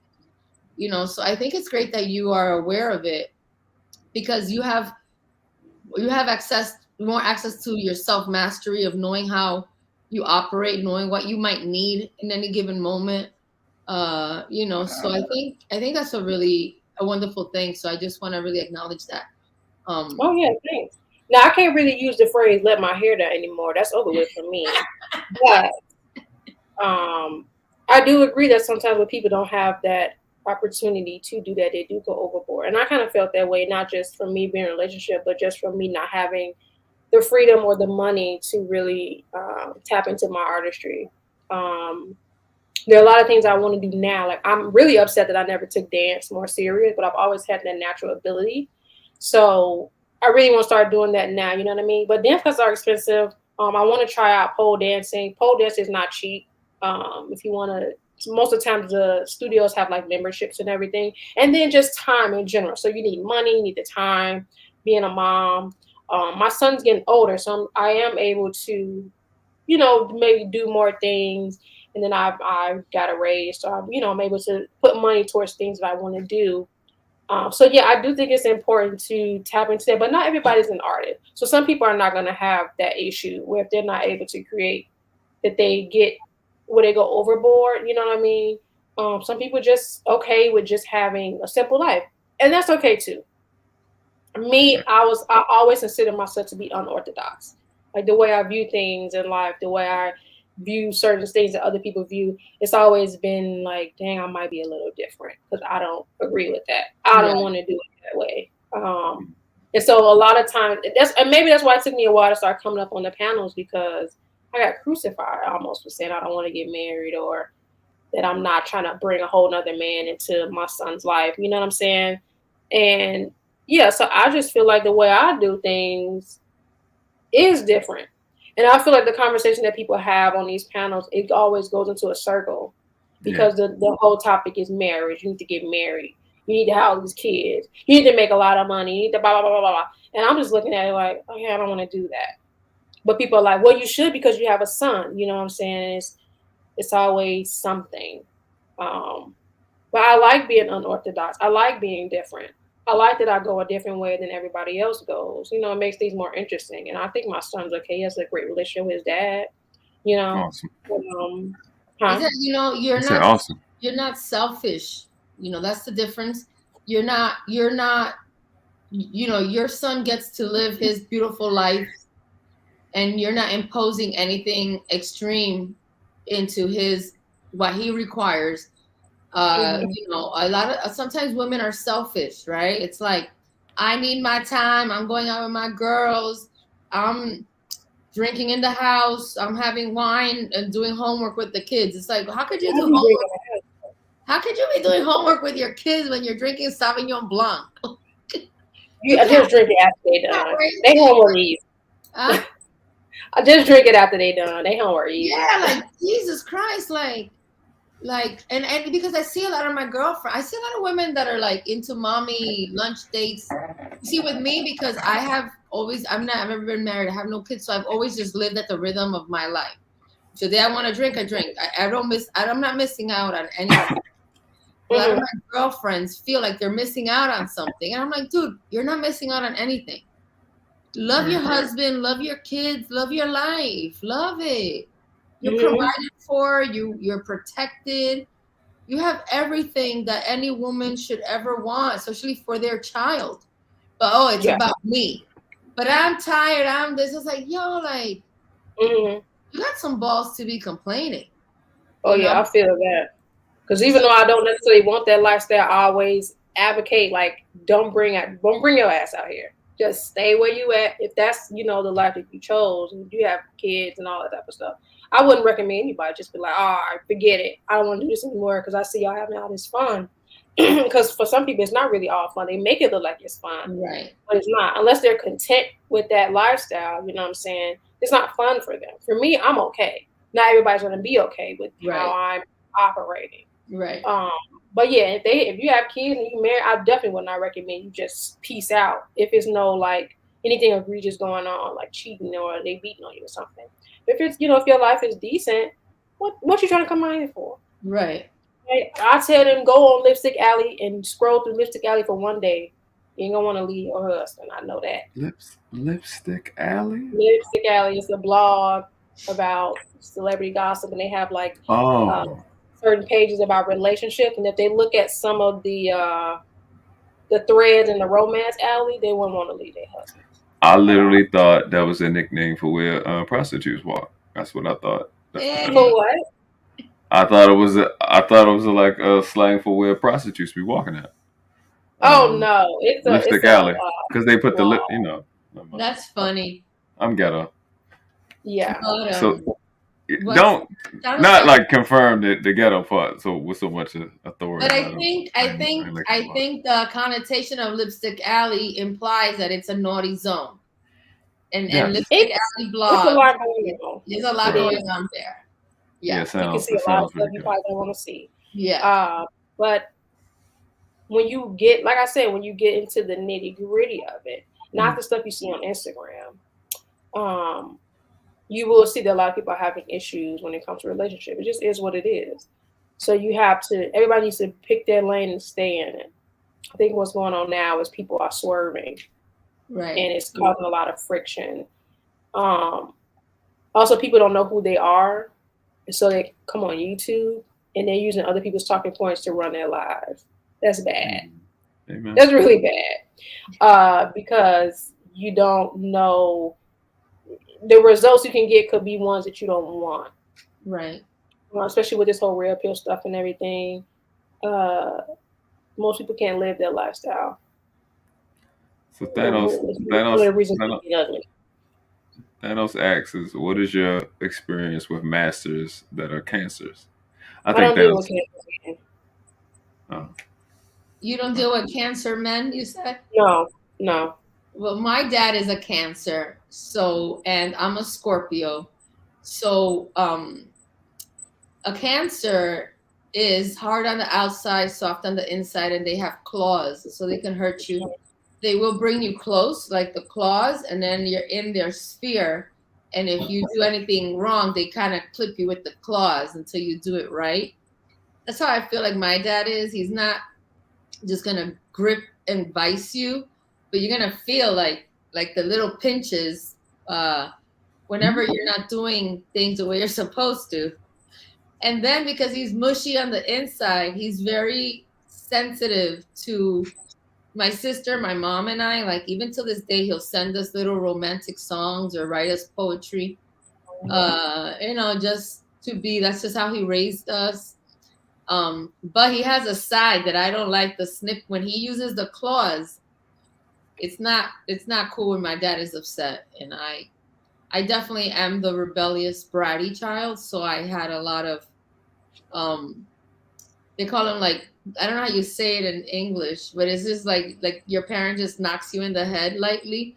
And it's called a cocotazo in Spanish. Like, you better behave before I give you a cocotazo, and you don't want your parent to do that. So I would, like a little flick knuckle.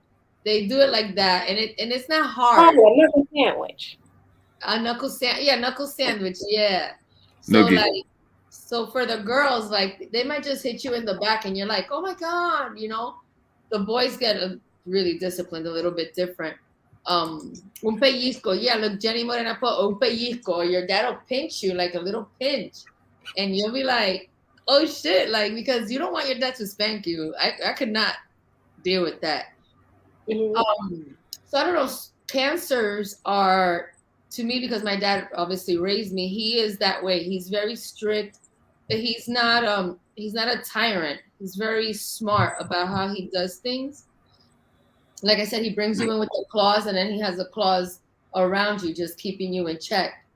Until you do something wrong, and he's gonna vice grip you with that claw, and he could possibly kill you, right? So, so that's my experience with cancers who are masters. Even though my dad is not into BDSM, but he definitely would be a master based on the fundamentals. He just runs his households. He has 3 of them, so he runs his 3 households. Yeah, un pellizco, a little pinch. Ooh, those things hurt. Those things hurt. I saw her put the word, and I remember the sensation, because I would get those. I would get those for sure. The tapatia, I don't know what that is. Tapatia zone. I don't know. So chances are Zone made that word up.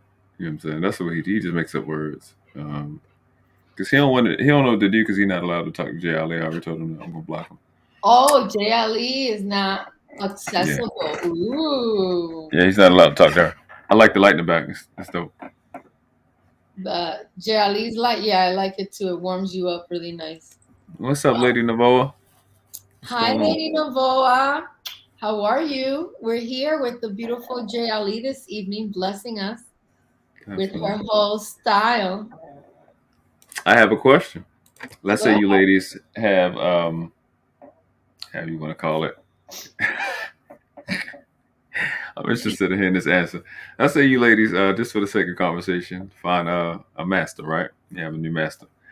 How would you design your collar? Like spend no expense. Well, I guess I gotta ask you: do y'all get to decide how it look, or does the master? Sometimes I get to, because I like to match them to my outfits. Like, yeah, like I like to have subliminal collars that just match my outfit. So I like to go collar shopping because I like it to match, and I have gotten to design my own collars. I like it blinged out. I like it with a little bling. I have a beautiful pink leather collar. I have a whole beautiful pink leather set that's customized, and it has a black heart in the middle. It's a pink leather collar with a black heart, and then around it has these little rhinestones, and it's just like a leather pink, you in the back with a belt buckle, and then it has the heart, which is patent leather, and then it just has these beautiful rhinestones around it. So and that to me is the one I walk around the house in. And then I have ones that match my outfit, or even if he takes me out in it, that's one I would want to wear.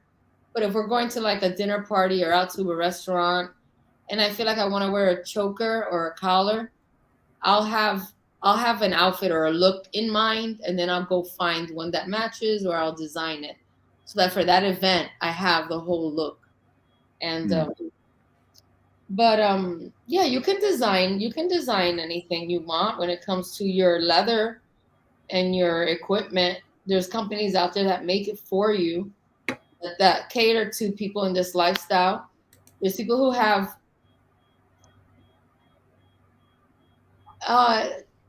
be nicer to me, let me not be excluded.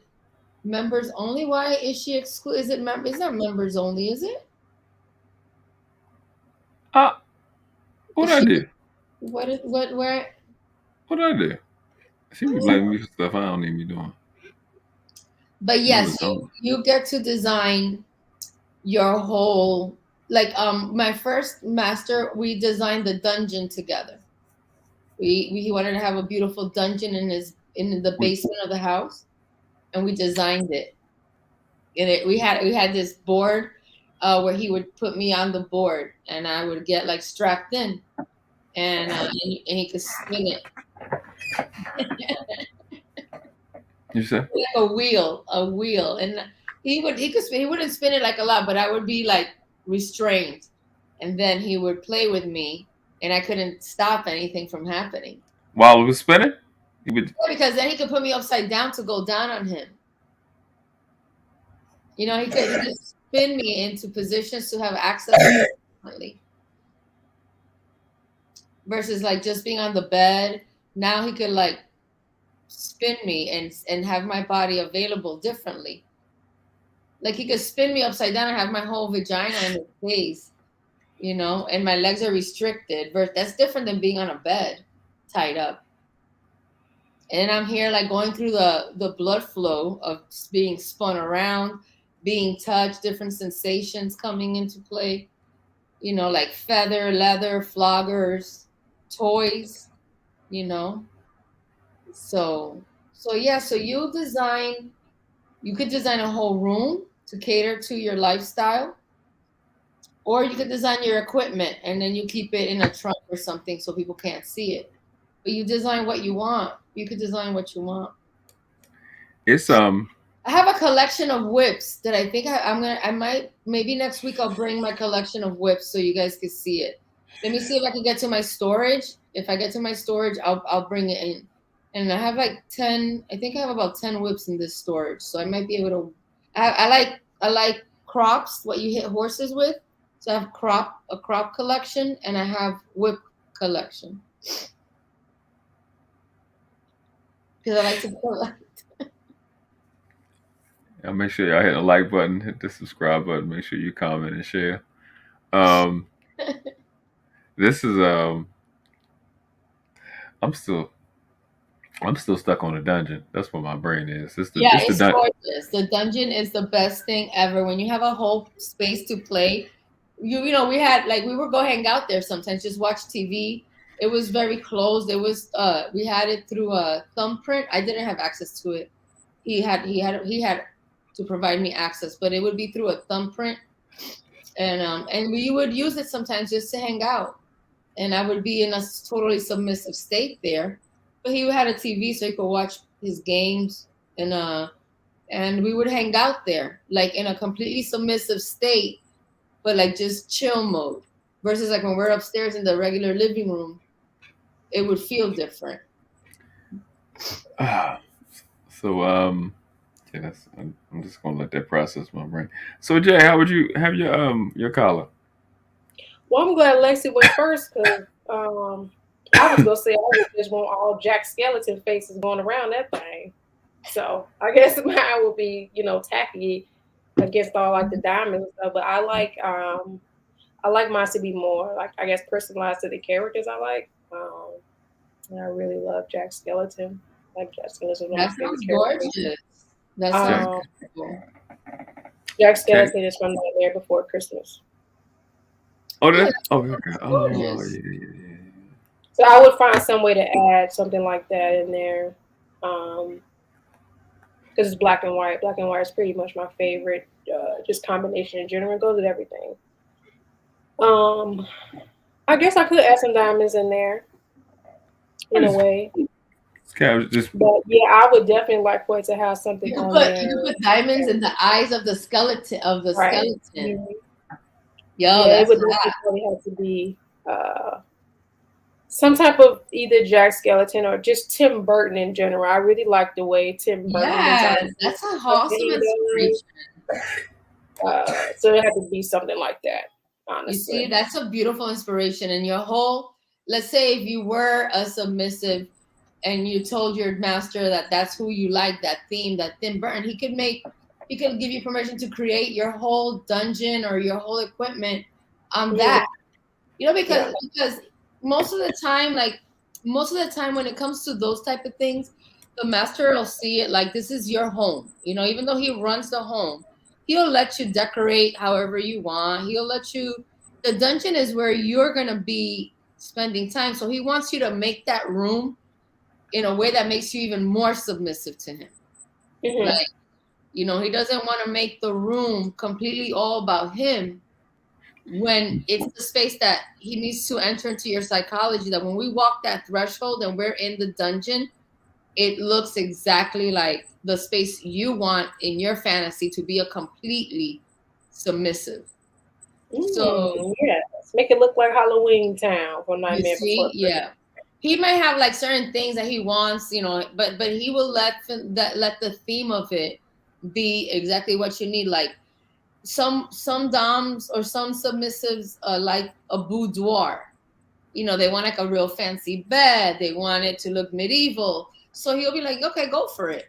And in that space, when she walks in there, she feels like she's in the Game of Thrones, and that makes her feel a lot more submissive than when she's in the living room serving you still, but it's still vanilla. It's your vanilla space. So yeah, like, and especially you being so creative with your looks, you would have a lot of fun. Even if you didn't immerse yourself completely into this lifestyle, just the aspect that you are open to the look, that might draw you to go to a party. You know what I mean? Like, not a full-blown BDSM party, but if you get embedded to something like that, like an Eyes Wide Shut or something fun that is edgy, you'll be like, I'm not into the lifestyle, but I like the dressing up. I like the outfits. I like the costumes. And then that comes with certain behavior. These people are going to be different, and you're not going to walk that walk, but you'll take it to the edge. You'll watch from a distance, from the cliff. So yeah, I can totally see how you would have fun in the costume part, because I love that part too. Like when I get to go to a party and I get to dress up, like just designing the whole thing. And then when I see myself, I'm like, yo, this is serious, yo. Like, I need to have like 10 minutes with myself before I can take it to the street. Because I'm like, be like the Grinch in that movie. He was like, ooh. Ooh. Yes. You're like, I need 10 minutes with myself because I'm about to really come out with this heat. You know? Yeah, because it's you feel the energy. You feel that energy because you enjoy that play. Yeah, so I think it's fun, that part of the when you have the liberties to design your dungeon or decorate your home. You know, I know BDSM people that even though they're not into like, they're not gonna have their whole home leathered out, but their design, like they'll do black and white. Their design, like you could tell that they're a little bit on the dark side because they just have cool pieces of furniture that you're like, okay, you guys are living on the edge, you know, and that's how they exercise that aspect of their life. It's not totally overt or vulgar, but you could tell that they're not gonna have a Martha Stewart style house. Oh no, but you know what? I guess. I mean, for me, it's really hard to have that one room like that and then not try to connect it with the rest of the house. Because having like one Tim Burton area, it's going to be so out there that it'll make the rest of the house look plain, depending on how you decorate it. So I've actually been toying with the idea, like, dang, should I do that? But I'm going to keep it away for now. I want my house to be pretty much uniform, you know. Or maybe I could do like a she shed or something, like a Tim Burton she shed.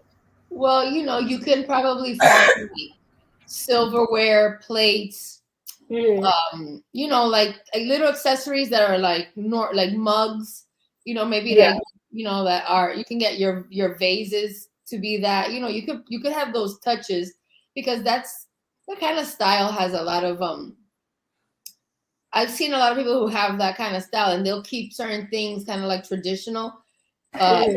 Their plates and their silverware or their wine glasses is where they express that little side of themselves. They're like, oh wow, look at this! Like, you have skull wine glasses. Whoa! Or maybe just like for Halloween, I know a lot of people will decorate like that for the month of October, and they put their house back to normal.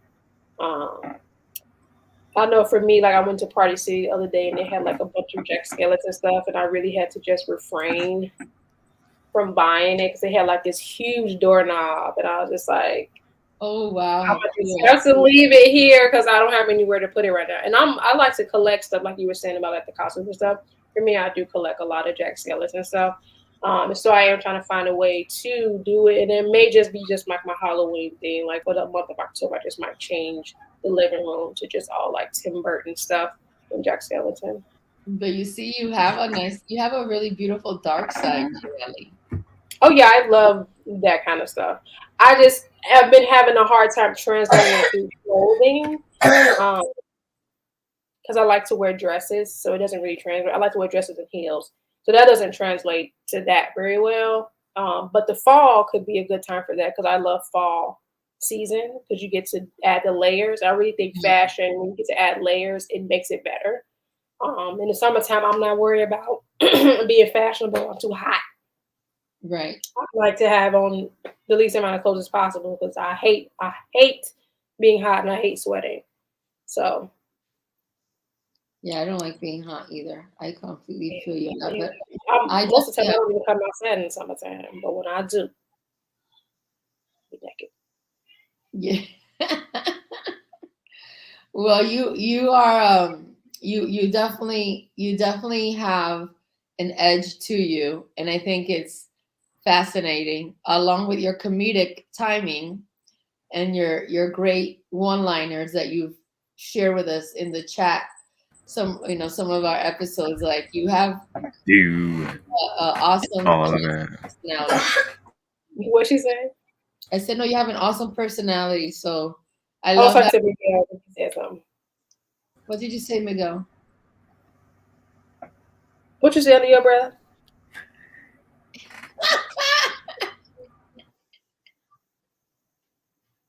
Why you switch shoulders when you said that? Why you slide to the side? Okay. This is my good side right here. What you say on there, bro?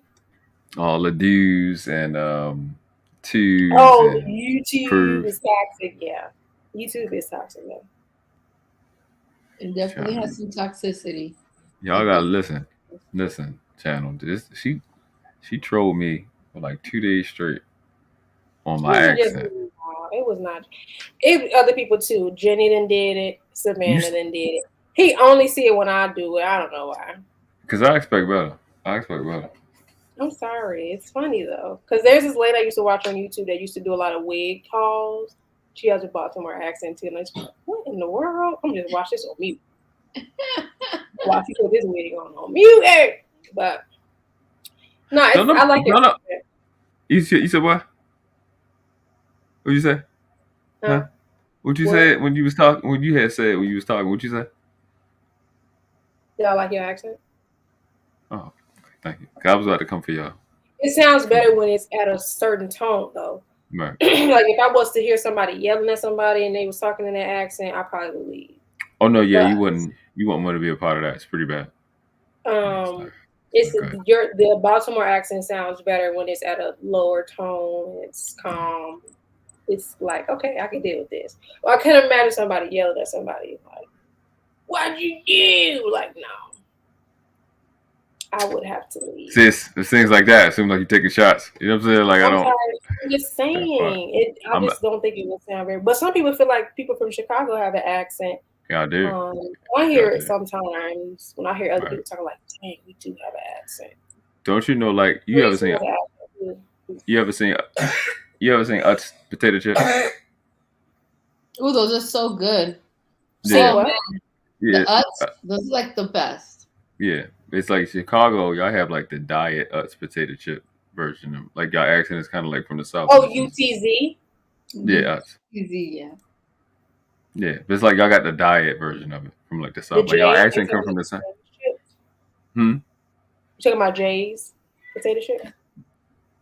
No. Any potato chips. Like if you ever seen the Utz potato chips, it's like y'all accent is like the diet version of them because like y'all from the South, but y'all not. What happened? Is it really? Yeah, because it's like y'all don't say stuff right, and then don't nobody say nothing to y'all about it. But you know, who are we to talk? You know what I mean? But I'm gonna say something because light skin.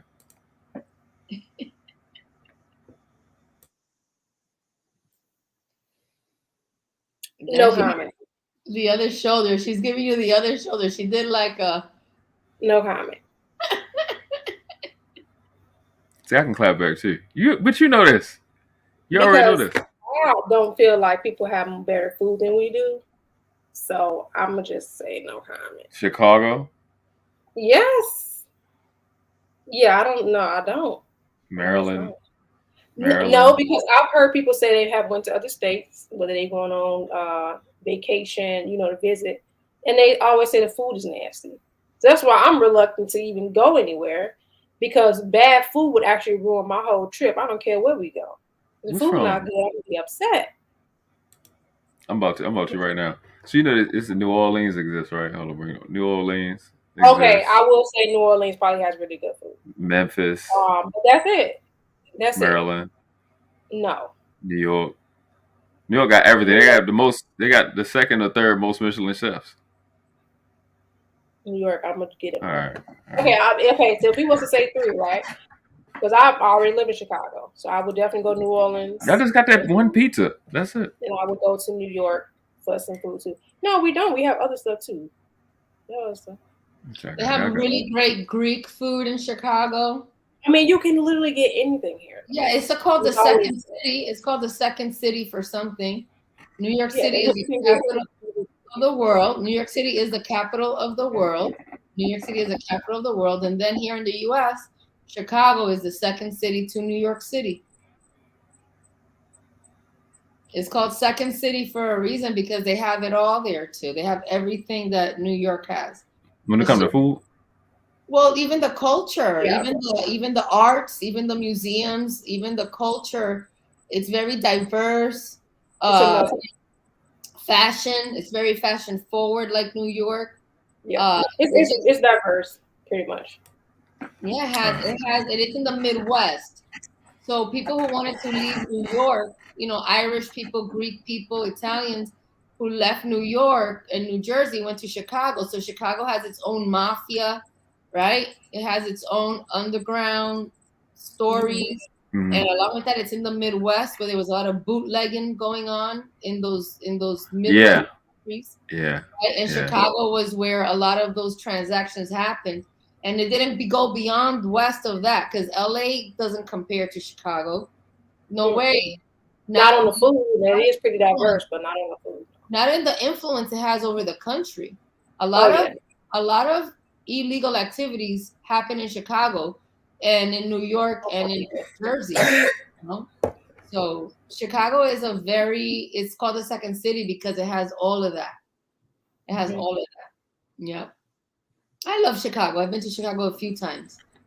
Yeah, I only like Chicago because of Mr. Palmer and JLE. Other than that, there's some job turkeys. Oh, not because of beans? Dang, No. I'm sorry. No, not because of him. No, it's just Mr. Palmer and you. And that's it. Because I don't like the Bulls. I don't like the Bears. The Bears. I don't really like Win that much. So there's that. And I love house music. House music started and house music came from Chicago. I think that. Yeah, I love house music. So actually, our club music here is based off of house music, and some people say Chicago. They say like a few other places. But yeah, shout out to Chicago though. We just taking jokes, you know, taking shots at you. Cause y'all keep coming for our accent, and it's not a good idea. Cause y'all know me, cause I'm trained. You know, my other natives here, they're not as civil. They're pretty violent, and I don't want you guys to get happy to doing that. And they chitty bang bang, and you're out of here. Nobody worry about that. We say Jersey bottom made about it. Yeah, house music definitely.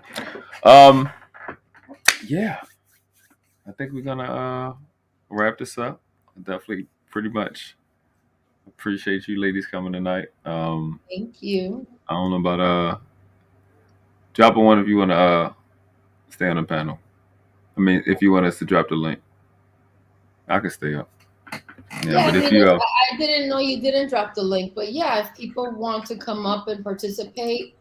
And especially if they're looking as fine as Jay Ali, girl, you look so gorgeous. I wish I had a camera and I would just take pictures of you all day long. Your face is so perfectly symmetrical. Like photographers must go crazy with you because, like, I'm telling you, there's no bad angle. That's why I put my own hands because a lot of photographers. I had like one really bad experience and it can get rough out here with these photographers. So I take my own pictures now. I edit my own pictures. I do my own concepts. So my project is a solo project. So I will be putting all the concepts together, renting out a studio, getting the camera, the lights, everything, doing it myself. So we'll see how it turns out. It's going to be amazing. It's very important when you're an artist that you own your image.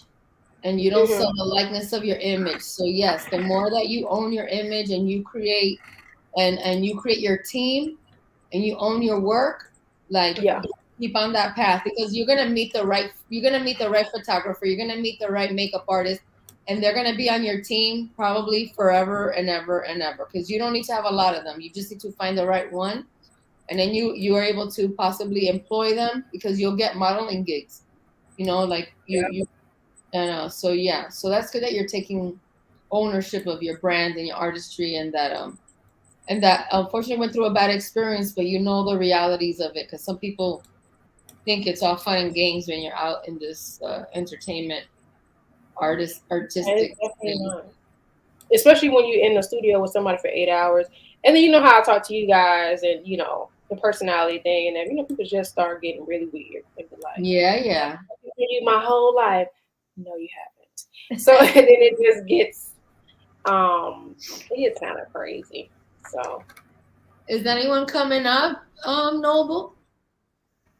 I'm surprised Zone ain't as much as so he's practicing BDSM on his neighbor. Yeah, he's like on my neighbor. He's so silly. As much God, these people crack me up.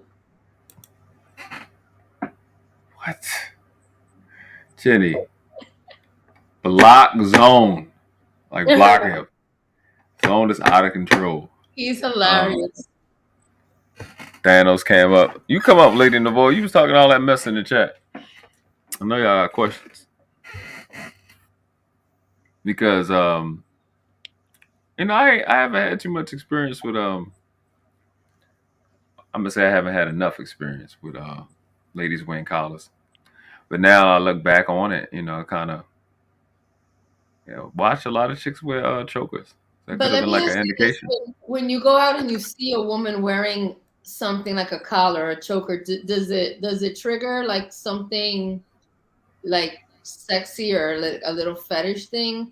Because when I see it, like I have a different, like, it's when I see piercings or I see a collar, like those are signals to me that this person might be a sub. So it does trigger something kind of.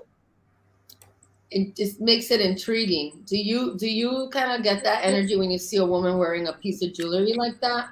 When I was young, I was a square. And then I turned like 20, and I got 19. I was turned out, to the other side. So I got taught to, grab women by the neck, and then. Oh yeah.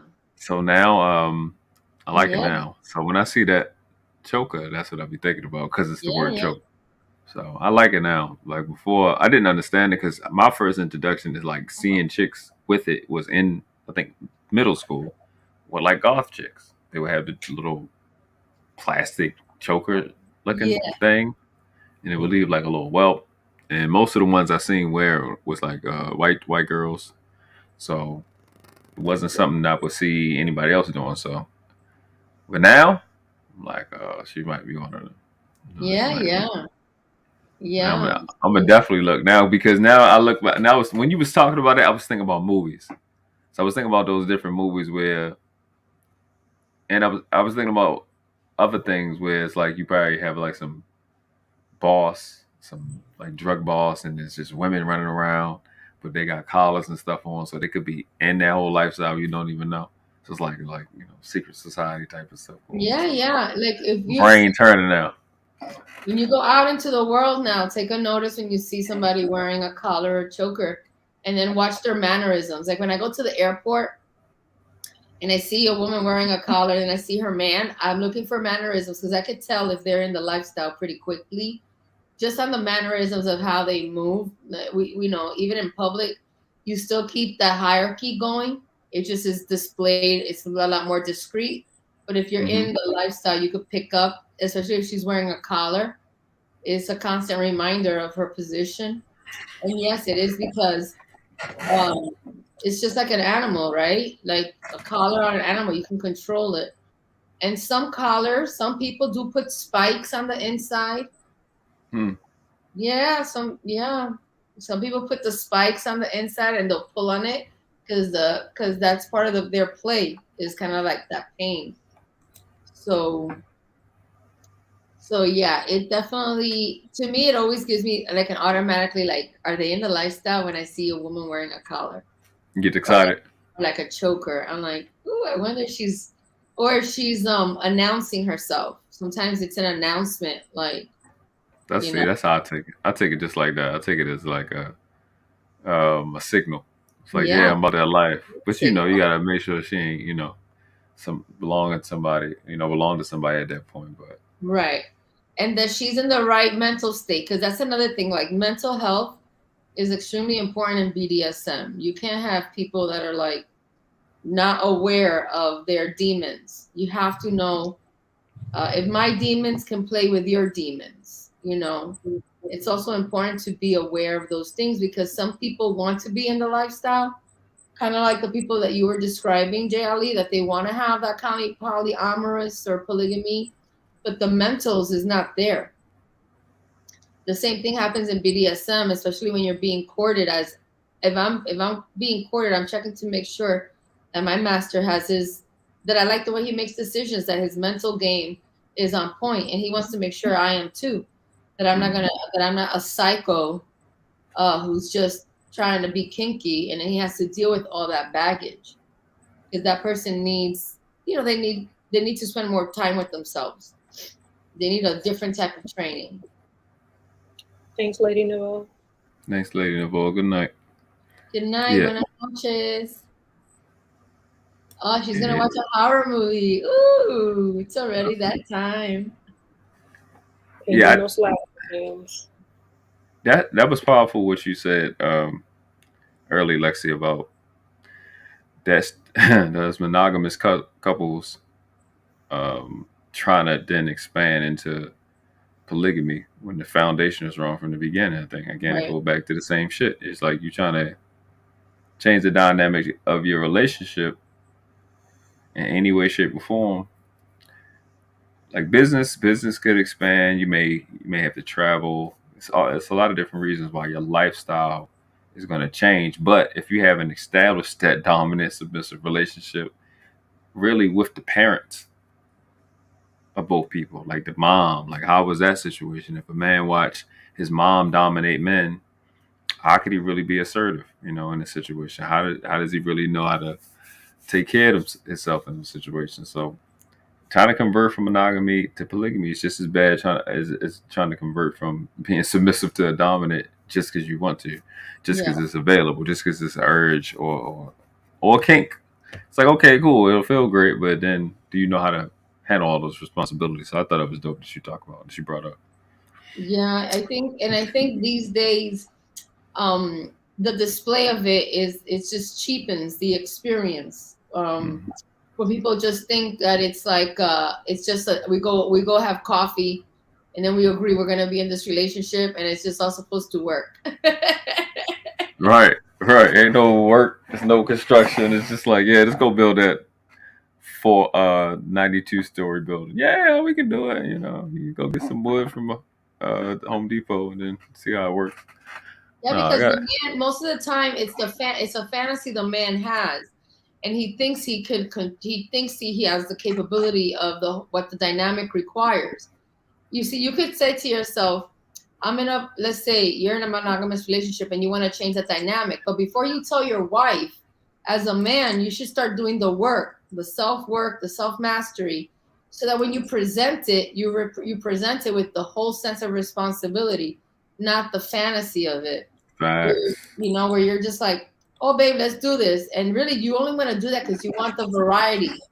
You want the variety, and then you want to force it to work. Because you're doing it from a selfish position. You're not doing it for the greater good of your household. So that is very difficult to try to introduce without the man understanding what's required of him. Because like even the club that I belong to, the reason that they have 2 men refer you need 2 recommendations, is because they want to make sure that you really are a master, that you really are, that your whole lifestyle and the way you move and operate indicates that this is your natural, true behavior. You don't want to have a wannabe in there that changes and brings problems, and doesn't know how to respect other people's submissives. If you're a master and there's another master there, and you think that his sub is beautiful, you don't say something. You might tell him in a conversation, "Wow, your submissive is gorgeous," but that's not something that you want to loosely, talk about. That's disrespectful. Just like if you're in a vanilla relationship and somebody disrespects your wife and says, "Damn, look at your wife, man. She looks amazing in that dress." And you're like, dude, like, damn, you're checking out my wife that hard. Like, I could tell you're undressing her. Right. It's another man's property. Yeah, it's another man's property. It's just how you gotta look at it. Yeah, I've been like that for a minute. Like, I'm not about to have no conversation with another man about my shit. I've been saying that for over 2 decades. Nigga, all right, now we fighting. Like, why you worried about what I got in the house? You want to get shot? So I'm with that. So I also love how you mentioned that because like I said, I didn't want to stop you when you was in the middle of your flow, really explaining what the ceremonies was about, where you look at the the contract building and the ceremony is like being engaged or being married or being in a marriage. So is it like could you say it's a substitute, or do some of these relationships still end in traditional marriages? Yeah, some of them end up in traditional marriages. You do that for your vanilla friends and family. And you do that, you go through the process of just having like a typical wedding, and it's only for appearances. Right. You already have that relationship. Your marriage or relationship has already been established. It's been established way longer than your marriage date. By the time you have a wedding, you've already been living with this master maybe for a year, 2 years. You're doing this for your family and friends because they're like, you guys have been together for 2 years. When are you gonna get married? Right. They don't all understand that the way you run your home is different than the traditional vanilla world. Right. You already have a deeper relationship than any religious church ceremony could ever give you. But yes, people do that, and they'll be like kind of fun, like let's say like Jay Ali, like because she loves a Tim Burton element. Her wedding, her vanilla wedding, might have like a Tim Burton cake. You'll still see those flashes of the fact that we like live life on the edge. You know what I mean? Like just little things that you try to bring in, because you don't want to be like, we're totally vanilla. You're like, no, I like colored sprinkles. So people are, you might have a skulls as a decoration, or like little things that are identify that you're BDSM. Right. But the crowd is just like, oh my God, I love your decorations. And you're like, if you only knew why I have Tim Burton all over the place. So yeah, people do go with the traditional wedding, and they also sometimes take it to the edge. Like you'll see some BDSM couples, the woman will wear like a black wedding dress, and that's her way of expressing that this is her lifestyle, but she's having a wedding for her family and friends.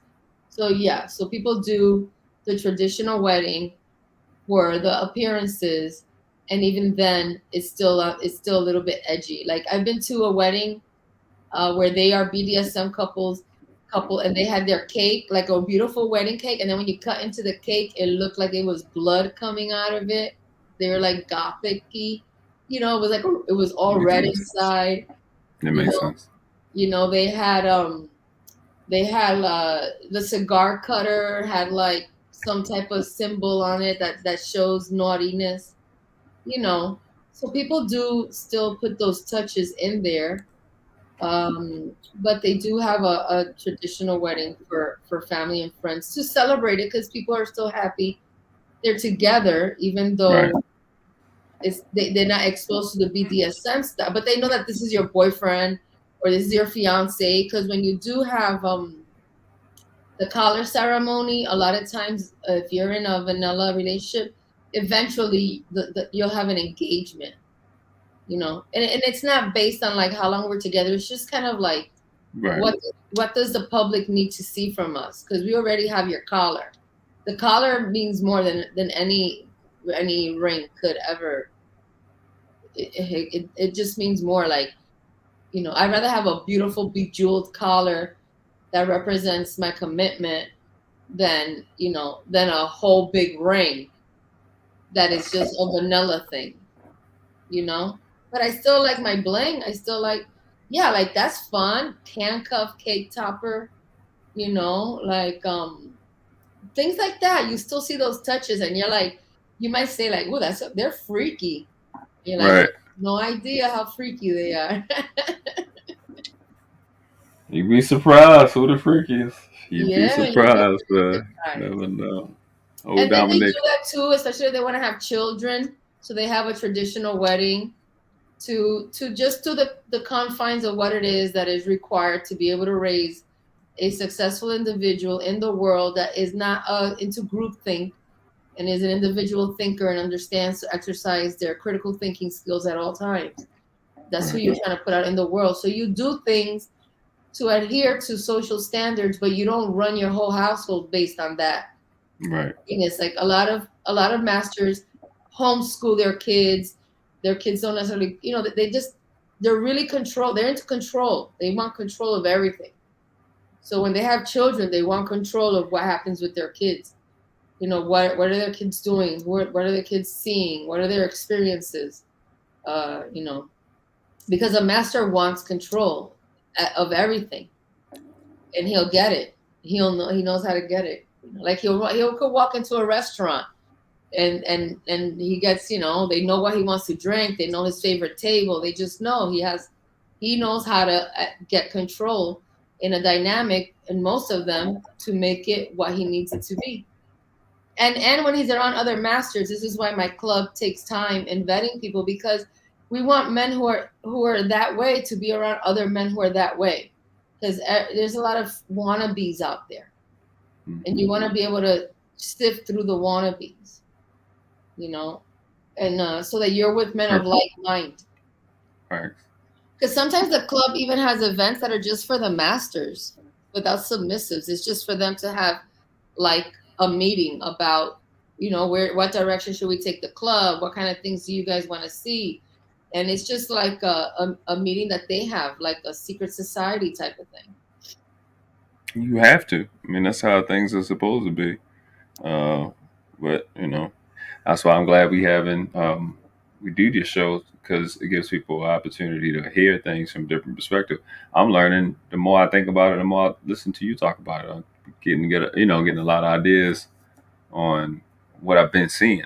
Help me understand a lot of what I've been seeing. You know what I'm saying? And language has been communicated to me, and I wasn't really privy to it. So I'm like, kind of went over my head. But we was waiting for Thanos, but I guess Thanos is snapping somebody out. We definitely gonna be here next week. Next week, Saturday, 9:30, with the lovely Lexie. Thank you. Again, I appreciate you. It's just a complete pleasure. Yeah, expertise, professionalism, charm, opulence. I appreciate you. Definitely thank Lady Navork for coming through, Jenny Morena, Lucky, Thanos, Zone. Definitely, like a trillion definitelys. Appreciate JLE coming through. That was the best. And she said in the private chat that her wedding dress would be black. You see? So yeah, I could tell that she has a cute edge to her. I could tell, and I love that, because she explores it and she's honest with it. And there's moments that she gets to exercise and let it manifest. So wear your black wedding dress, girl. Absolutely. But I want to say thank you to you, Noble, because I love having these conversations, and I love how it really represents itself in the vanilla dynamic all the way through the BDSM lifestyle. Just really, having fun with your partner, having conversations with your partner, doing things together, taking it to the edge together, meeting different types of people, going to a nice, sexy party where your lady gets to wear lingerie and you're around people who are respectful but are about this lifestyle. All those things, are fun things to explore in a couplehood, and bring that to your bedroom, and talk about your fantasies and not have any shame. You love each other, you're with each other, you work hard, you're raising a family. So when you have that time with one another, don't try to make it translate what's acceptable to the world. It's your life, it's your relationship, it's your experience. You're not doing it alone. So fuck what everybody else thinks. Because everybody else doesn't care. They really don't care. At the end of the day, no one's thinking that much about you. Everybody got their own. What? Everybody got their own shit they going through. Hell yeah. Mandrell said he'll be in next week. Sorry, Miss Moon. No, not a problem, bro. No problem, Mandrell. Thank you so much. We appreciate you here. But what would you say? No, I just wanted, for as we bring information, I don't want it to just, be something that's applicable to BDSM. There's ways to take certain aspects of this, pull from it what makes sense to you, and try it out in your life. and it might help ease up some of the pressures that you have, because you have honest conversations and you're taking the time to really get to know yourself and be honest with whatever your dark side is, and then exploring it in a healthy way. So I just want to make sure that people know that this can be used across the board, in personal life and business and how you interact with people.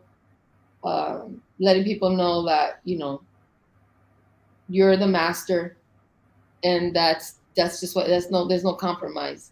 There's nothing to think about. There's nothing to talk about or explain. When a master walks in, everybody's posture changes. Fact. I think I mentioned walking that unapologetically, and then when there's wannabes, the wannabes need to be dealt with, right? Those are the ants that last week Mandra was talking about that you step on. So yeah, so that's it. Ooh, how many collars do I own? I have like 5 of them. I have 5 of them that I designed, and then I have a few that are like that. They're just like they're special, but they're like from the internet or something I saw. But I have 5 of them. I have 2 that I got when I went overseas, because in Japan and Germany, this is a big lifestyle, so they have beautiful, expensive ones with jewels and stuff that I'll wear to certain events, just because I've been in this club for so long. And very soon I'll be going to a party to see if I put myself out there and find my final master, the one for the rest of my life. But I have a lot of outfits, Jenny. I have so many outfits. So I want a whole dungeon and a whole closet. I want all my stuff out. I want my whips. I want my crops. I want my floggers. I want all my stuff out. I don't want it just in a dungeon. I want it in my dressing room. So I want this to just be 100% the way that I live with the next person that I'm with. So. All right. So in addition to that, we have on, you can definitely email Lexie if you're looking. That's an email address for like any type of consultations. I forgot to hear something. I think in consultations. No, I'm tired. It's all good, but yeah. Yeah, I did. I'm gonna fix that. If people are interested in just having more like a private conversation about things, and they don't want to have it in the chat or cam up, or you're more than welcome to email me with any questions or interest, and we can work something out. I don't know if you announced anything about that, but for a small fee, you're more than welcome to come and have one-on-ones and discuss anything you want. If you're looking for that community in the town that you live in, I can help you gain access to those type of things, so that you are guided in the right way and you don't feel lost. You get what you get out of it, what you need. Because some people want discretion, and I respect that. So I want to give them the opportunity to have access to me privately. I'm with it. God, but no, you finally came through in the clutch. Say grown people talk over here. Grown people talk over here. That is not for the weak. Facts. Very nice. Yeah, but again, you know how we do, man. Like I always say, it ain't but 2 classes on this planet, never been 3. You were world class or you outclass. And the question is not which class do you want to live in. The question is which class do the ones coming behind you deserve for you to die in. On your feet, on your knees, respect the craft. Nope.